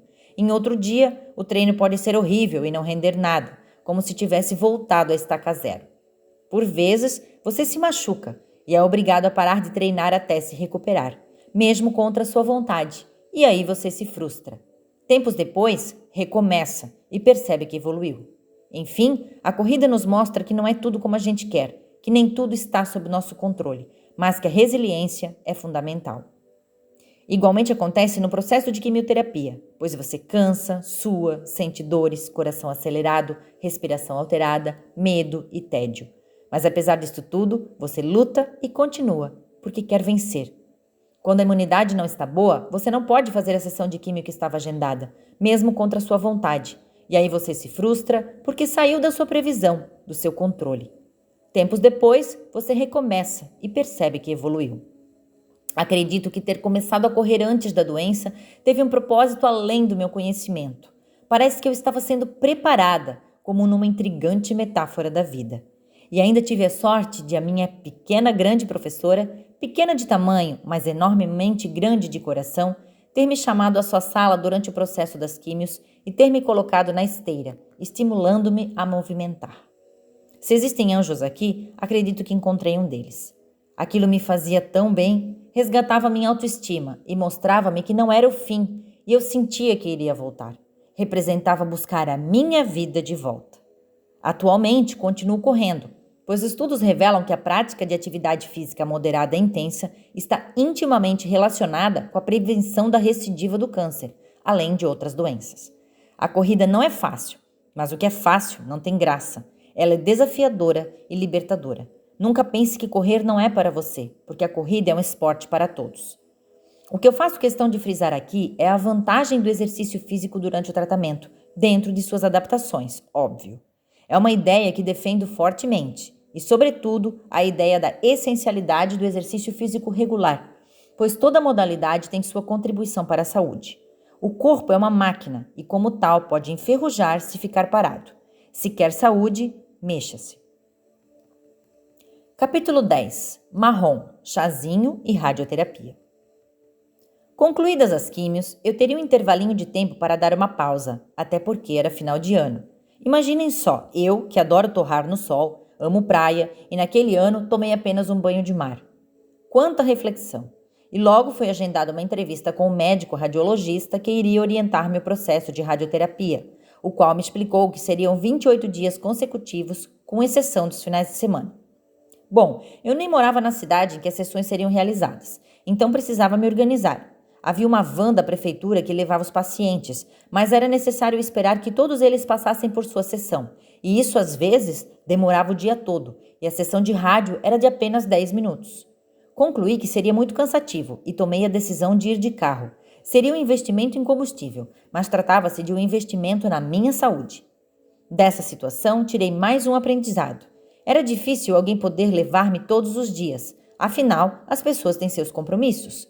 Eu nunca havia dirigido na rodovia. Na verdade, tinha medo. Mas já estava usando de um trocadilho, careca de saber o caminho, e resolvi tentar. E assim, fui dirigindo o meu próprio carro durante todo o processo. A rádio não me provocou náuseas ou qualquer outro sintoma de imediato, então era tranquilo. A única questão é que meu horário era no início da tarde, e aquilo me dava muito sono. No primeiro dia, foi feita apenas uma marcação, e a partir do segundo dia começou de fato o procedimento. Aquilo era tão rápido e tão indolor que eu ficava me perguntando se realmente fazia efeito. Mas com o tempo, percebi que fazia sim, pois a pele foi ficando avermelhada e ardida, como quando ocorrem fortes queimaduras de sol. É muito importante usar cremes específicos de aloe vera ou fazer compressas com chá. A cor marrom no título deste capítulo faz-me lembrar o quanto de chá de camomila eu fiz para acalmar a pele. Usava 3 vezes ao dia. Fui caprichosa e não tive grandes problemas. Quando terminou tudo, eu estava com um círculo avermelhado atrás nas costas, provando o quanto a radioterapia atinge. Portanto, existem diferenças significativas entre a quimioterapia e a radioterapia. Na químio, você já sente algumas reações, como náuseas, durante as aplicações, e fica alguns dias assim. Você incha, perde cabelos, pode ter agitação e insônia. Mas quando acaba todo o protocolo, aquilo vai saindo gradualmente do corpo e tudo vai voltando ao normal. Já na rádio, você não sente nada durante a sessão e nenhum efeito colateral depois, a não ser uma dorzinha local de queimação. Mas quando acaba o protocolo de todas as sessões, você percebe o efeito que ela causou. Inclusive, minhas próteses ficaram diferentes, encapsuladas, enrijecidas e menores. Mas o importante é que era mais uma missão cumprida. O que é ser HER2? Aqui você pode estar dando graças a Deus, acreditando que meu tratamento havia sido completado. Mas costumo dizer que de tudo que um tumor pode ser, os meus eram. Eles eram triplo positivos. Talvez seja um pouco difícil de compreender, mas é só para esclarecer porque tive de continuar fazendo aplicações de medicação por um bom tempo ainda.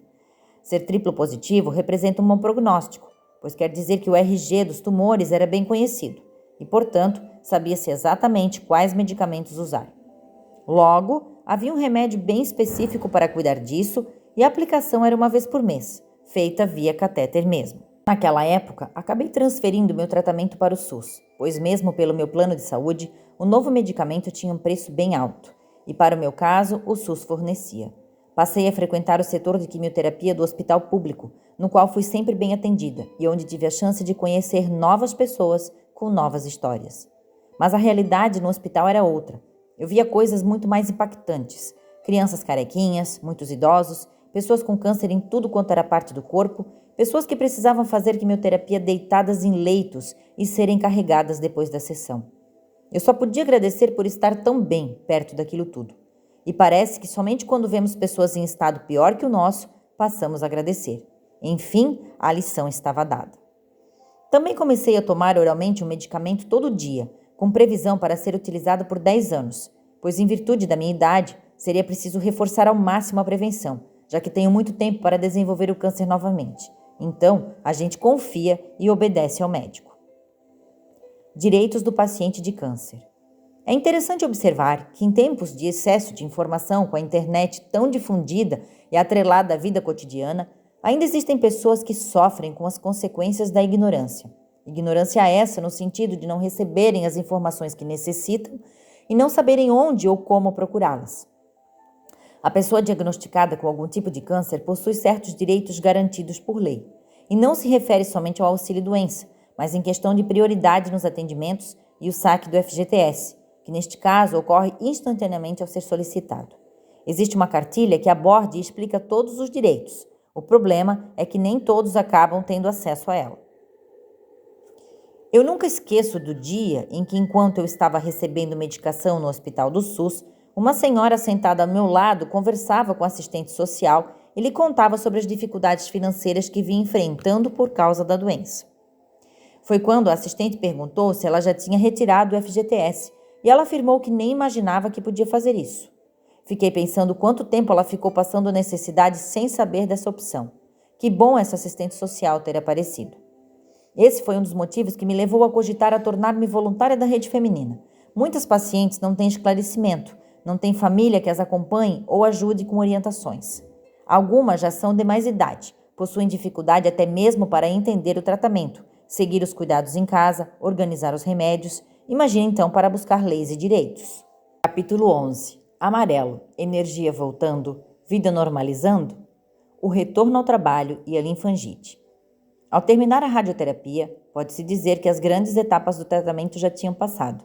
Os efeitos das medicações e procedimentos começaram a deixar o organismo. O peso foi voltando ao que era antes e a energia foi sendo restaurada. Então, era hora de vestir meu uniforme amarelo e voltar ao trabalho na escola. Trabalhava como professora de inglês da educação infantil e confesso que estava muito preocupada, pois as crianças pequenas adoravam as aulas e queriam sempre se jogar no meu colo. Mas não era mais como antes. Eu tinha de cuidar dos meus peitos, ainda nem tinha completado 1 ano da cirurgia e também do braço que tinha feito esvaziamento axilar. Conversei com meus superiores e acabaram me realocando para trabalhar com uma turma de 2º ano em substituição de uma colega gestante e depois na secretaria. Mas meu braço ficava reclamando e dormente durante o dia. Eu usava luva compressora e continuava fazendo fisioterapia na rede feminina, mas quando chegava à noite, o braço estava pesado como se eu tivesse feito um treino pesado de musculação. 6 meses após ter retornado à escola, precisei voltar ao hospital. Em uma noite, ao retornar da igreja, comecei a sentir calafrios. Achei que era porque lá na igreja corria muito vento, mas eu não conseguia me esquentar de jeito algum, tanto que dormi entre meu marido e meu filho, pedindo que eles permanecessem encostados em mim para poder aquecer-me. No dia seguinte, ainda não me sentia bem e tive umas dores nas costas. Fui ao hospital e me trataram de infecção urinária. Fiquei no soro por algum tempo e depois retornei para casa com receitas de medicamentos. Eu nem havia me dado conta de como meu braço havia endurecido. Jamais me passava pela cabeça que os sintomas que eu apresentava poderiam estar relacionados com ele. Logo, notei que o braço também havia ficado avermelhado. Chamei uma prima que é médica para dar uma olhada. Ela disse que eu precisava investigar, pois, ao que tudo indicava, estava apresentando um quadro de linfangite, uma infecção dos canais linfáticos. Liguei imediatamente para o mastologista e fui até seu consultório. Ele confirmou e queria que eu internasse com urgência. E assim, lá fui eu para uma estadia de 5 dias no hospital. O braço inchou e ficou com 8 centímetros de diâmetro a mais. Ao ver aquele tamanho e a diferença para o outro braço, só conseguia lembrar da época da escola, quando estudei sobre aquela doença chamada elefantíase. Para fazer o acesso venoso continuava sendo complicado, e as provas de paciência mais uma vez estavam em andamento. Ainda bem que era época de festa da igreja de Azambuja, e da janela do quarto do hospital eu pude ver toda a procissão subindo o morro com velas acesas. Aquilo era lindo. Quando ganhei alta, o braço ainda estava monstruoso, e a indicação era fazer uma drenagem específica. Mas aquele acontecimento acendeu-me um alerta de que eu precisava levar muito a sério os cuidados com aquele braço. E foi então que comecei a cogitar mudar de área profissional. Eu gostava de dar aulas, mas a saúde parecia pedir por mudanças, e ela é que vem em primeiro lugar. Com o episódio, fui afastada mais uma vez do trabalho para cuidar estritamente do meu braço. Além da nova fisioterapia, posteriormente, iniciei aulas de pilates em uma parceria firmada com a rede feminina, e meu braço foi aos poucos obtendo alívio e muitas melhoras. É que após a cirurgia, a gente fica receosa de mexer com o braço e os próprios médicos nos enchem de contraindicações. Mas foi com exercício físico bem assistido que eu consegui controlar praticamente toda aquela dor e o peso que eu sentia, apesar de ele sempre estar mais inchado que o outro. Costumo dizer que o Pilates é uma prática que todos deveriam fazer para o fortalecimento global, pois são muitos os benefícios. Na época, cheguei a fazer aulas durante aproximadamente 1 ano. Infelizmente, a fisioterapeuta responsável pelo estúdio também estava doente de câncer e veio a falecer. Certos acontecimentos parecem pura ironia. E o mastologista que fez a minha cirurgia precisou enfrentar um linfoma. Só para constar que o câncer não escolhe suas vítimas a depender de cor, raça, estatura, personalidade, classe econômica ou profissão. Ninguém pode se declarar de fato totalmente livre sobre esta possibilidade de adoecimento. E por isto vale todo tipo de conscientização e alerta. Atualmente voltei a praticar, pois meu braço requer um cuidado contínuo. É preciso fazer os exercícios corretos e se policiar para não extrapolar no peso, cuidar com depilações, evitar cortes ou outros machucados, usar protetor solar, repelente, enfim. Costumo brincar que arranjei um novo filho para cuidar. Precisei eliminar algumas camisas de manga longa e casacos do meu armário e prestar bem atenção ao comprar roupas, pois este braço não pode estar comprimido ou apertado demais. Por vezes é necessário escolher tamanhos maiores, e é engraçado porque parece que sou mais gorda de um lado. Mas tendo superado as dores, o restante a gente adapta. Enfim, eu realmente achava que voltar ao trabalho significava dizer que minha vida havia voltado ao normal. Mas as coisas foram acontecendo de modo a mostrar-me que ela nunca mais voltaria a ser exatamente como antes. Até porque nem eu voltaria a ser igual. Deus continuava me chamando a atenção. As mudanças físicas foram expressivas, mas as mudanças no meu ser interior foram ainda mais grandiosas, deixando-me cheia de novos significados. Novos encaminhamentos, medo de agulha. Durante o período da quimioterapia, a menstruação cessa e um grande número de mulheres acaba não menstruando nunca mais. Mas eu, só para variar, voltei a menstruar alguns meses após ter terminado a quimioterapia. Isso não era bom para mim que tive câncer hormonal, pois justamente a atividade hormonal é que acabava também desenvolvendo células ruins. E mais uma questão aparecia para pensar sobre, pois era necessário parar essa menstruação. Eram duas alternativas: fazer uma cirurgia de retirada de todo o aparelho feminino, útero, ovários e trompas, ou iniciar um conjunto de 24 injeções de um medicamento para colocar-me em menopausa química. Eu já estava cansada de tantas coisas em meu tratamento que optei pelas injeções. Não queria fazer uma nova cirurgia naquele momento e também me assustava com a ideia de tirar tudo tão radicalmente. Então lá fui eu, a cada mês fazer aplicação no abdômen da tal injeção da agulha mais grossa desse mundo. Assustaram-me muito sobre ela. Quando vi a foto da agulha pela internet, me impressionei, mas resolvi nem criar expectativa. Quando não se tem escolha e você tem medo, vai com medo mesmo, não é? E hoje estou bem acostumada com ela. Como ocorre em toda medicação, você pode ganhar de brinde os efeitos colaterais, e estes, na verdade, eram o nosso objetivo.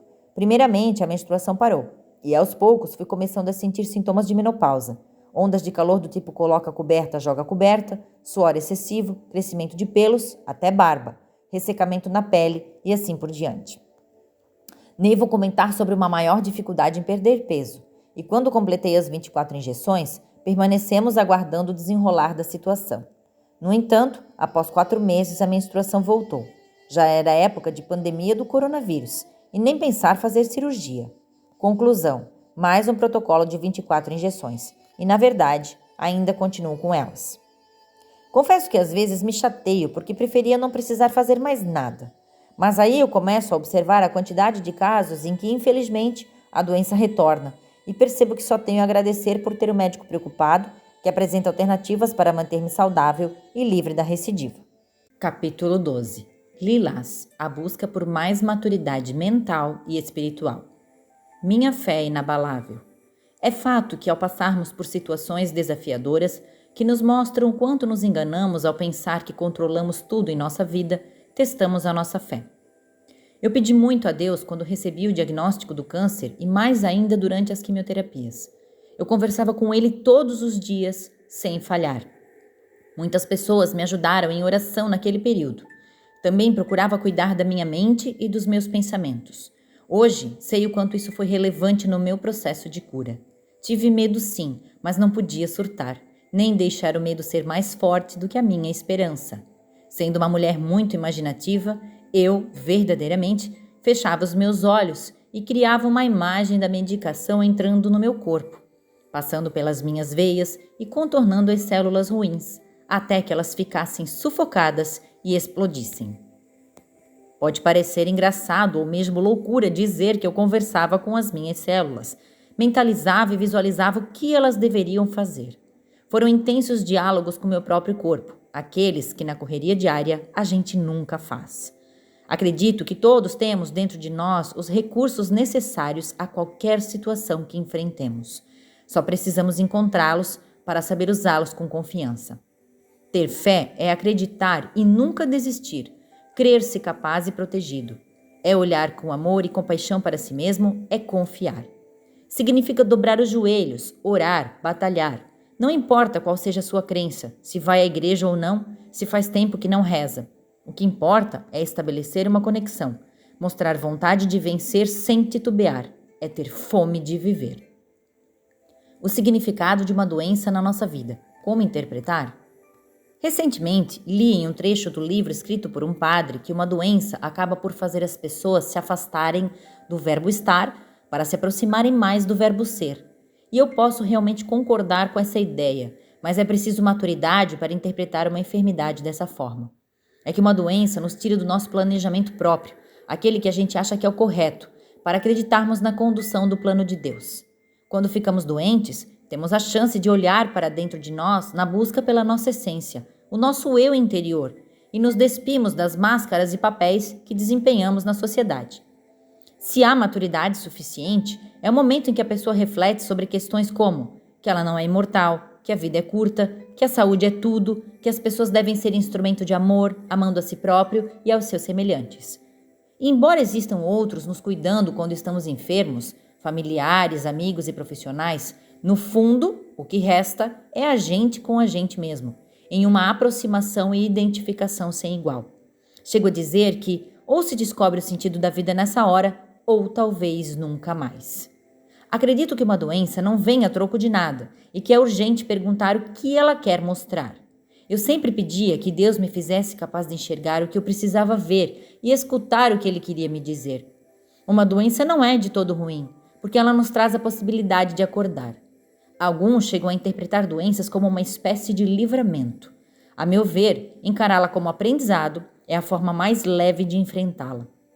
Temos a tendência de querer tudo certo, se possível perfeito. Desprezamos os erros ou as situações desagradáveis e não percebemos que ali, na verdade, estão as maiores lições. Seria estranho, então, dizer que sou grata por tudo isso? Quisera eu ter tido a capacidade de aprender essas lições através do amor, mas não enxerguei e precisei aprender pela dor. Uma dor que se transformou em cor, uma cor nova para a minha vida. Sou grata sim pela oportunidade de continuar viva, ter vencido a doença e ter me tornado grande. Mas não digo que foi a doença que me ensinou, e sim cada batalha que lutei na guerra contra ela. Câncer, doença da mágoa, do perfeccionismo ou da falta de consideração consigo mesmo. É comum o câncer ser rotulado como a doença da mágoa, e eu, enquanto paciente, odiava este e outros rótulos. Sinceramente, quando a pessoa portadora de um câncer ouve essa afirmação, soa como se ela tivesse criado a própria doença, porque guarda mágoas. É quase como um castigo. Até parece que alguém iria querer algo assim. Como se não bastasse o desgaste físico e os medos que está enfrentando, ainda tem de ouvir esse tipo de coisa. Imagino que quem fala assim é porque nunca passou por uma doença dessa e nem sequer imagina o que é. Mas é muito fácil apontar o dedo para as outras pessoas ao invés de tentar colocar-se no lugar delas e praticar a empatia. E isto não contribui em nada. Quer dizer, pode reforçar ainda mais a doença, especialmente quando não se tem o entendimento de questões que vão muito mais além. Certamente que toda pessoa, quando descobre um diagnóstico de câncer, pergunta-se o porquê aconteceu. Uns encaram com lástima, indagando "por que comigo?" E outros se consideram responsáveis, indagando "o que eu fiz que me levou a isto?" Confesso que fiquei mais no segundo grupo. Não achei que aquilo era um fardo ou que fui azarada, amaldiçoada, sei lá. Sempre ouvi dizer que Deus dá a cruz para quem consegue carregar, o que já era o suficiente para me sentir forte. Mas então não entendia e pensava que tinha de encontrar alguma coisa na vida que eu levava que me deixou doente e que precisava mudar. Em um determinado momento, parei para refletir sobre a tal historinha das mágoas. Sempre tive uma boa autoestima e interações sociais saudáveis. Muitas pessoas ao meu redor, desde parentes, amigas e colegas de trabalho. Meu relacionamento com meu marido tinha brigas comuns a qualquer casal. Emotiva e chorona sim, sempre reagia com honestidade aos meus sentimentos. Eu era aquela que ia buscar esclarecer mal-entendidos, não tinha dificuldade de pedir ou aceitar desculpas. Portanto, mágoas não faziam sentido para mim. Hoje, tendo iniciado uma grande trajetória em busca de autoconhecimento, com leituras e muito estudo, sei que cultivamos certos traumas e marcas em nosso inconsciente. E talvez possa ter havido algum acontecimento em minha vida que me gerou emoções negativas que eu acreditava ter sanado, mas que me marcaram mais do que eu sabia ou esperava. Ainda assim, essa abordagem é muito nova para mim e eu não estou convencida que foi algo desse tipo que me causou uma doença nas proporções que eu tive. Aposto muito mais as fichas em outros fatores da minha vida que me tiravam do meu centro, da minha amorosidade e que me impedia de viver com mais leveza. Mas volto a dizer que não há como ter certeza sobre o motivo, apesar de ser inevitável pensar nisto. Fato é que desisti de focar no problema para ir buscar a solução. O jeito é aceitar e tentar crescer. Quando se trata de um câncer, há muitos fatores envolvidos. Para além do histórico de câncer na minha família e o meu vício pelo doce, posso afirmar que o contexto que vivia na época em que descobri a doença era muito agitado. Trabalhava numa escola particular com um projeto novo e crianças pequenas, o que me exigia bastante. Aliás, sobre o trabalho eu deveria escrever um capítulo enorme.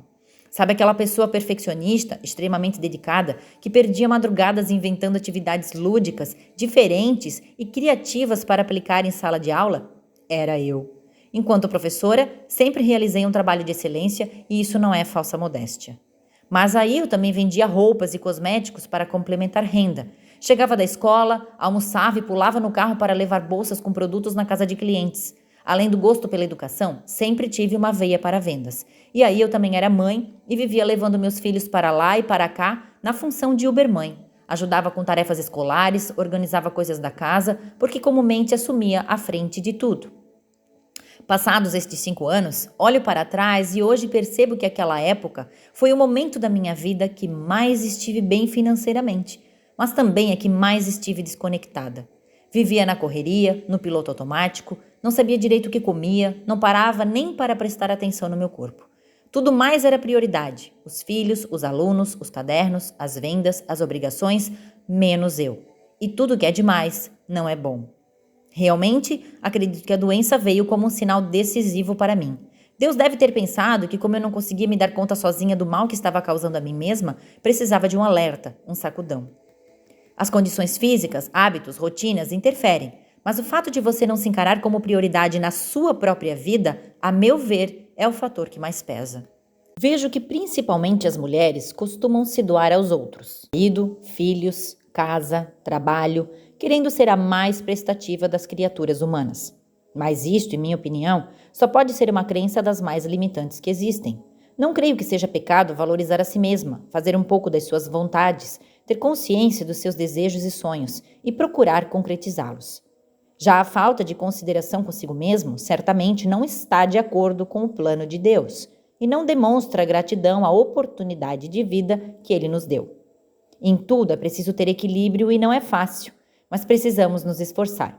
Além de eu ter toda essa nova preocupação com a minha própria saúde e bem-estar, assumi a ideia de colaborar também com outras mulheres e passei a organizar e promover encontros na minha casa. São momentos em que discutimos algum tema, às vezes juntamente a profissionais específicos que convido para participar. Compartilhamos preocupações e dúvidas, realizamos dinâmicas e nos apoiamos. Significa tirarmos um tempo para nós mesmas e nossas agendas, sem nos sentir culpadas por isto.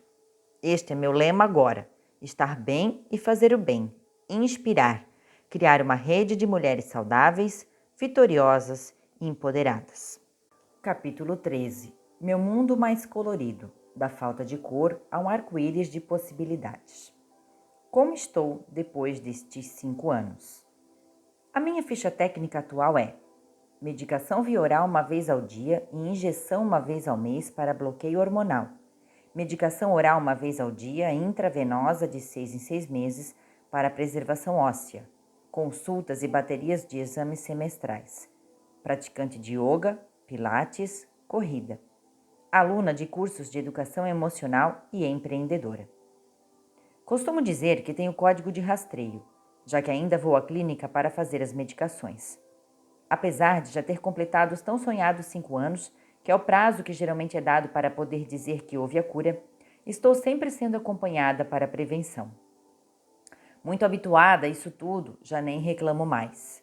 Meus exames sempre revelam bons resultados, então para mim está perfeito. Farei o que for necessário para mantê-los assim, animadores. Chance de ouro como que tive para continuar viva não pode ser desperdiçada jamais. Tudo o que aconteceu nessa minha trajetória de luta acabou por fazer-me entender que ela não foi algo pontual.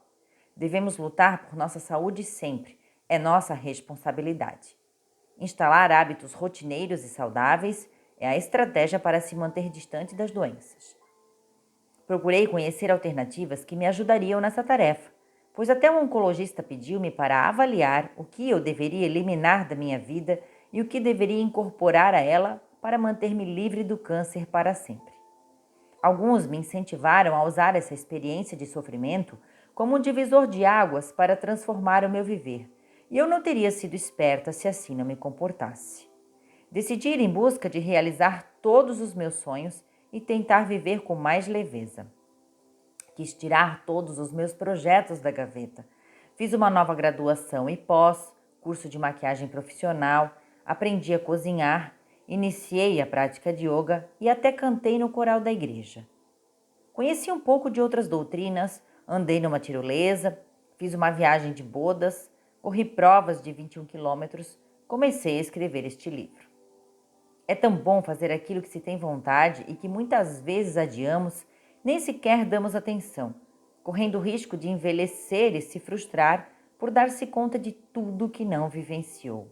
E com essas novas experimentações, aprendi coisas que acho que vão estar na minha vida daqui até a eternidade. Alimentação, aprendendo a se respeitar. Todo mundo sabe que cuidar da alimentação é primordial, mas todo mundo sabe também que é uma missão desafiadora, dada a facilidade das ofertas alimentares que dispomos e porque a comida simplesmente se tornou um verdadeiro evento social. É uma questão muito complicada para mim. Quando criança, levava bronca por não comer quase nada. Era preciso levar-me para dentro do galinheiro para que eu me distraísse com o movimento das galinhas enquanto colocavam colheradas de comida na minha boca. Volta e meia estava tomando abridores de apetite. Conclusão, tornei-me uma adulta comilona e praticamente viciada em doces. No entanto, ao passar por uma doença grave, comecei a me preocupar com mais ênfase sobre os meus hábitos alimentares. Desde o tratamento, atentei-me a lançar mão de alimentos que reforcem a imunidade, opções naturais, evitar agrotóxicos e industrializados. Os doces, na época das químios, deixavam-me bem enjoada. Nem assim peguei trauma deles. E depois que tudo passou, resolvi procurar uma nutricionista para fazer um processo de reeducação alimentar. Já havia feito acompanhamento com nutricionistas anteriormente, mas era sempre com o intuito de emagrecer por razões estéticas. Desta vez, procurei porque queria mudar a minha alimentação para uma característica mais saudável. Aprendi a comer coisas que nunca comia, inclusive a cozinhar, que era algo que eu também não fazia. Preparar comidinha gostosa e saudável para mim mesma foi gratificante. Tive muitas conquistas. Certos alimentos entraram de vez na minha rotina e com certeza hoje faço escolhas melhores. Mas a minha história com a comida tem altos e baixos. Há momentos que tudo desanda e ainda sou muito sem vergonha diante de um docinho. Percebi que minha relação com a comida precisa ser investigada e revisitada. Mas uma coisa posso garantir que descobri nesse processo: a resiliência.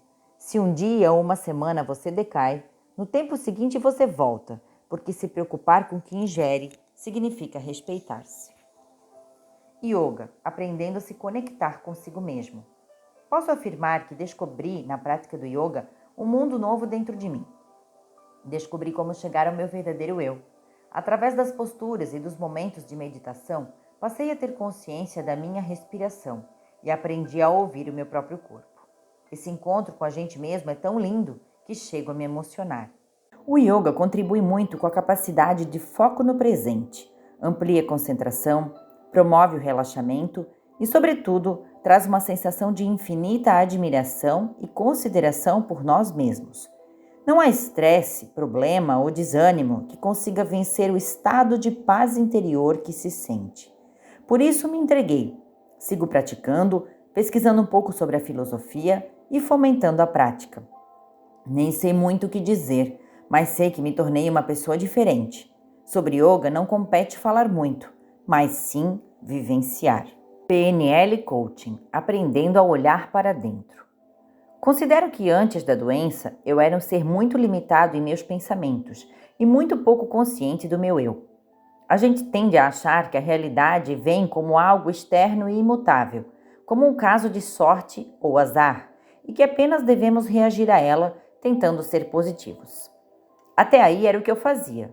Assim, procurei reagir bem à doença, ao tratamento, mas muitas dúvidas começaram a brotar na minha cabeça, porque queria entender se eu estava ali, lutando, vivendo e vendo tantas coisas novas que jamais havia imaginado, era porque eu tinha uma missão, um propósito. E foi então que iniciei a minha jornada de autoconhecimento, que é profunda e contínua. A partir do instante que aprendemos a nos conhecer, que descobrimos quais são nossas crenças, nossos padrões de personalidade e atitudes, percebemos que, além de reagir à realidade que nos é apresentada, podemos também transformá-la. Todos nós temos muita cura interna a ser feita, algo que vai além do físico. Quando passamos a nos autoanalisar, uma infinidade de novas alternativas aparece.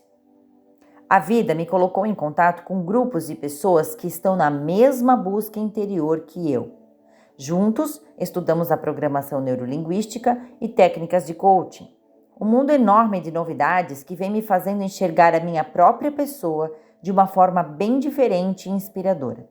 E mais, estão me acessando ferramentas para que eu me cuide e me fortaleça, de modo a atingir equilíbrio em todos os aspectos da vida. É um trabalho de saúde emocional que reverbera na saúde física, algo encantador. Posso dizer que me sinto realizada e feliz. Ampliei a minha fé em proporções infinitas. Fé em Deus, fé em mim mesma. Sinto-me privilegiada. Até a minha relação com a natureza se intensificou. Já olho para o céu e presto atenção nas nuvens. Agradeço pelo sol, pelo ar, pelo vento. Curto ouvir os pássaros e até tento imitar seus sons curiosos. Admiro a beleza das cores nas flores. Se a minha vida antes era sem cor, toda a minha batalha e esses 5 anos que legitimaram a minha cura só me mostraram um mundo novo, muito mais colorido e promissor. Porque sei que a cada dia que acordo pela manhã, tenho à minha disposição um verdadeiro arco-íris de novas possibilidades. Capítulo 14. Teste da falta de cor na sua vida. Será que você está propenso a desenvolver um câncer? E se eu lhe pedisse para analisar a sua vida e atribuir a ela uma cor, que cor seria? Uma cor alegre, brilhante ou opaca? Forte ou fraca? De tonalidades leves ou pesadas? Sua vida está colorida ou faltam cores para caracterizá-la? Para solucionar essa metáfora, reflita sobre as questões seguintes e acompanhe as explicações. Qual a expectativa de vida das pessoas de sua família e por quais motivos geralmente acontecem os falecimentos entre seus parentes? Antigamente era comum a crença que só tinha câncer quem tinha histórico dessa doença na família, e muita gente se sentia livre por causa disto. Mas hoje já se ampliou bastante o leque dos fatores causadores. De fato, alguns tipos de câncer ocorrem motivados por fatores genéticos, e estes não devem ser desprezados. É sempre bom estar atento a determinados padrões e poder se precaver adequadamente. Você realiza exames gerais anualmente? O melhor tratamento para uma doença ainda continua sendo a prevenção. Exames gerais são absolutamente importantes para acompanhar sua saúde e evitar problemas. Aquela famosa desculpa de não querer ir ao médico, alegando de que quem procura acha, é totalmente sem fundamento. Isto pode ser muito perigoso, especialmente se for considerado câncer. Nesse assunto, descobrir o quanto antes realmente faz toda a diferença. No meu caso, se não fosse pelos exames de rotina, eu nem desconfiaria que havia algo errado e poderia ter sido tarde demais se não tivesse descoberto naquele momento. Costuma pegar sol em quais horários? Os índices de câncer de mama são preocupantes, mas a doença como um todo alarma. Há outros tipos muito comuns e que podem ser seriamente graves, como o câncer de pele. A grande maioria é causada pela exposição indevida ao sol. Pode ser um câncer bem agressivo, pois um simples sinal na pele, que parece ser inofensivo, pode revelar o melanoma. Portanto, os cuidados com a incidência dos raios solares são fundamentais. Planeja a sua alimentação? Gosta de comer doces, gorduras e bastante carne? Não é que existem alimentos proibidos, mas sim a importância de mantermos uma alimentação balanceada, focada em nutrientes. Isto garante não só o correto funcionamento do aparelho digestivo, estômago, intestinos, como de todos os demais órgãos do corpo. Existem diversas pesquisas que analisam a relação entre o açúcar, a gordura e as carnes e a incidência de doenças como câncer. Tais alimentos devem ser consumidos com moderação. Bom também evitar alimentos prontos, instantâneos, processados, frituras. Então, o termo alimentação saudável é obrigatório. Está acima do peso ideal? O câncer é uma doença multifatorial e a obesidade não só é um fator agravante, como pode ser um fator desencadeador. O corpo obeso está em constante estado inflamatório, aumentando o risco para a doença. O excesso de gordura causa alterações nos tecidos, mexe com índices hormonais e aumenta a chance de produção de células malignas. Com que frequência bebe álcool e em que quantidade você fuma? A relação entre álcool e câncer é muito significativa, envolvendo uma série de substâncias e as ações que provocam no corpo, potencializando os riscos. Não se sabe exatamente qual seria um limite seguro de consumo, mas sabe-se que o risco é diretamente proporcional à quantidade de álcool utilizada. E para quem é fumante ou faz uso dos dois, álcool e cigarro, a situação é ainda mais perigosa. Esses vícios podem levar ao aparecimento de certos tipos específicos de câncer. Pratica alguma atividade física regular? Já falei muito anteriormente sobre os benefícios da atividade física para a saúde. É algo lógico. Se o corpo é uma máquina, precisa estar em atividade constante para funcionar corretamente. Além do mais, atividade física equilibra os níveis hormonais, o que contribui expressivamente para a não incidência do câncer. Cultiva alguma atividade de gerenciamento de estresse? É sabido que o estresse afeta o sistema imunológico como um todo, age na liberação de hormônios, atua no sistema linfático. Corpo em estado de estresse negativo não é saúde. Se tivermos consciência e condições de gerenciar esses momentos, ficamos em uma situação mais tranquila e nos afastamos com mais eficiência de um adoecimento. Resultado: não. Infelizmente, esse teste não tem pontuação que leve a alguma resposta definitiva sobre como não desenvolver o câncer. São apenas conselhos úteis baseados em estudos que indicam fatores evitáveis. As perguntas apresentadas servem para provocar uma autorreflexão sobre o seu estilo de vida, pois o que se sabe até agora com muita ênfase é que essa doença e a maioria das mortes ligadas a ela são causadas por maus hábitos, e hábitos podem ser modificados.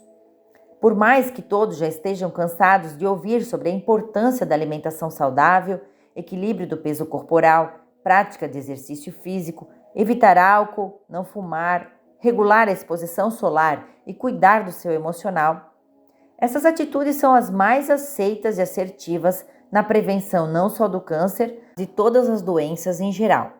Portanto, nunca é demais falar sobre isto, pois todos podem estar sujeitos à doença. Há estudos que chegam a afirmar que todas as pessoas um dia irão desenvolver em sua vida algum tipo de câncer. Algumas vão saber, outras nem vão ter tempo. Infelizmente, as expectativas para sua propagação só aumentam. E aí os exageros e falta de atenção das pessoas quanto à comida, vícios, rotina acelerada, descontrole emocional, parecem mesmo reforçar essa ideia. Então, de nada adianta fugir de exames, ser relapso consigo mesmo nos hábitos diários e achar que nunca vai acontecer. A palavra é cautela, autorresponsabilidade, ter limites que levam a uma vida saudável. Ainda que não possamos ter certeza de nada, ao menos temos um caminho otimista a seguir.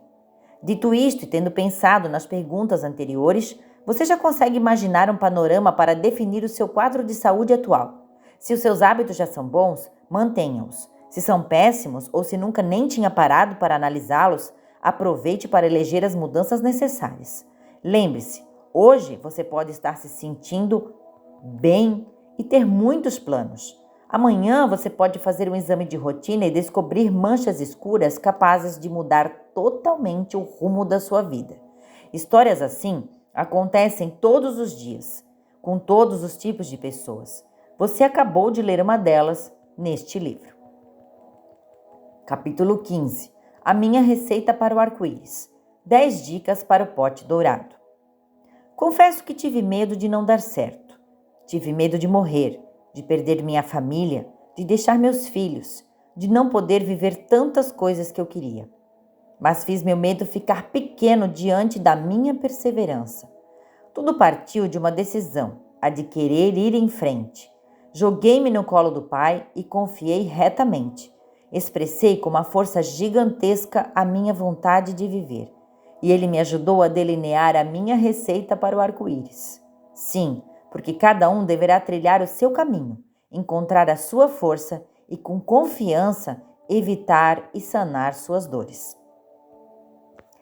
Assim como não se sabe com exatidão o que ocasiona um câncer, também não há uma receita padrão que traga 100% de certeza do alcance da cura. Como também não há uma receita que evite 100% as dores da vida, ou outra que prometa 100% de êxito para educar filhos, para o casamento, para o sucesso, para se ganhar dinheiro. É sempre um jogo de tentativas e erros, mas nunca de desistências.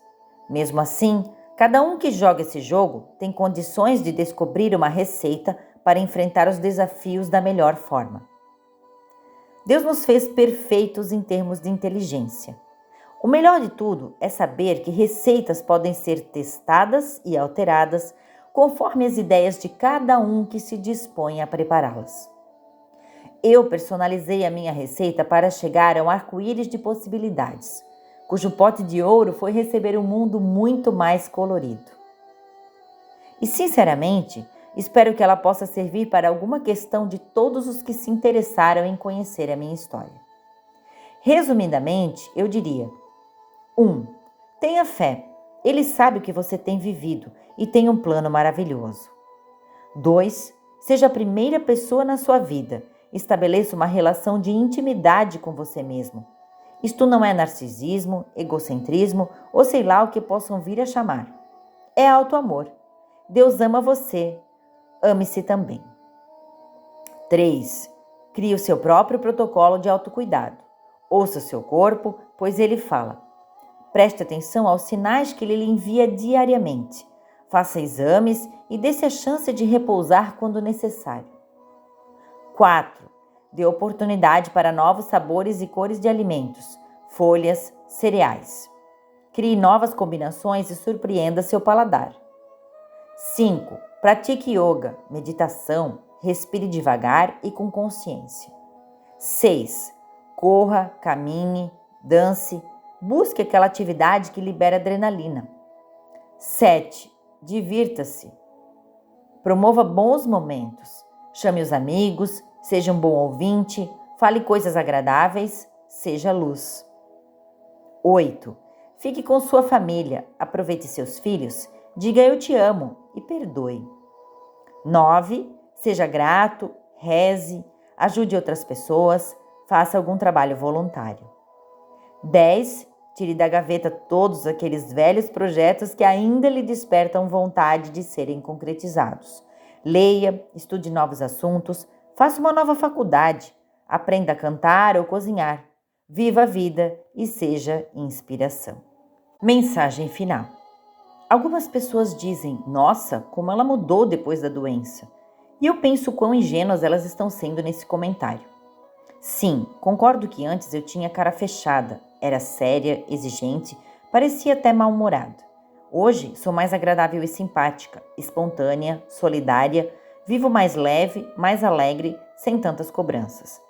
Mas a doença não me mudou. O que ela fez foi possibilitar que eu descobrisse a mim mesma. Libertou-me. Esta é a Loriane que antes estava escondida debaixo de um monte de obrigações e perfeccionismos, de papéis que tinha de desempenhar e que roubavam sua verdadeira essência. E graças a Deus, às pessoas iluminadas que conheci, aos cursos que venho fazendo, às práticas de yoga, pude tomar consciência disto e revelar quem eu realmente sou. Acrescento que não sou perfeita, tenho muito trabalho interno a fazer.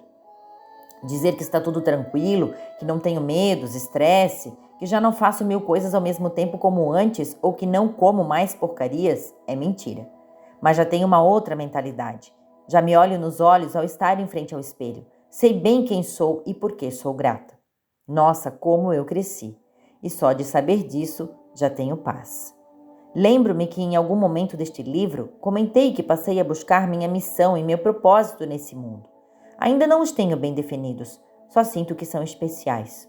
Por agora, talvez a minha missão seja estar justamente compartilhando a minha história, dando um testemunho do que vivi, estabelecendo uma conexão com as dores de tantas pessoas, espalhando sementes de esperança. Eu sou a prova de que tudo pode dar certo, e este livro é a prova de que sonhos se tornam reais. Que você, caro leitor, possa ter sido contagiado pelo mais puro e verdadeiro sentimento de amor que coloquei em minhas palavras aqui, porque o amor é a chave, a resposta e a cura de tudo. Gratidão pela oportunidade.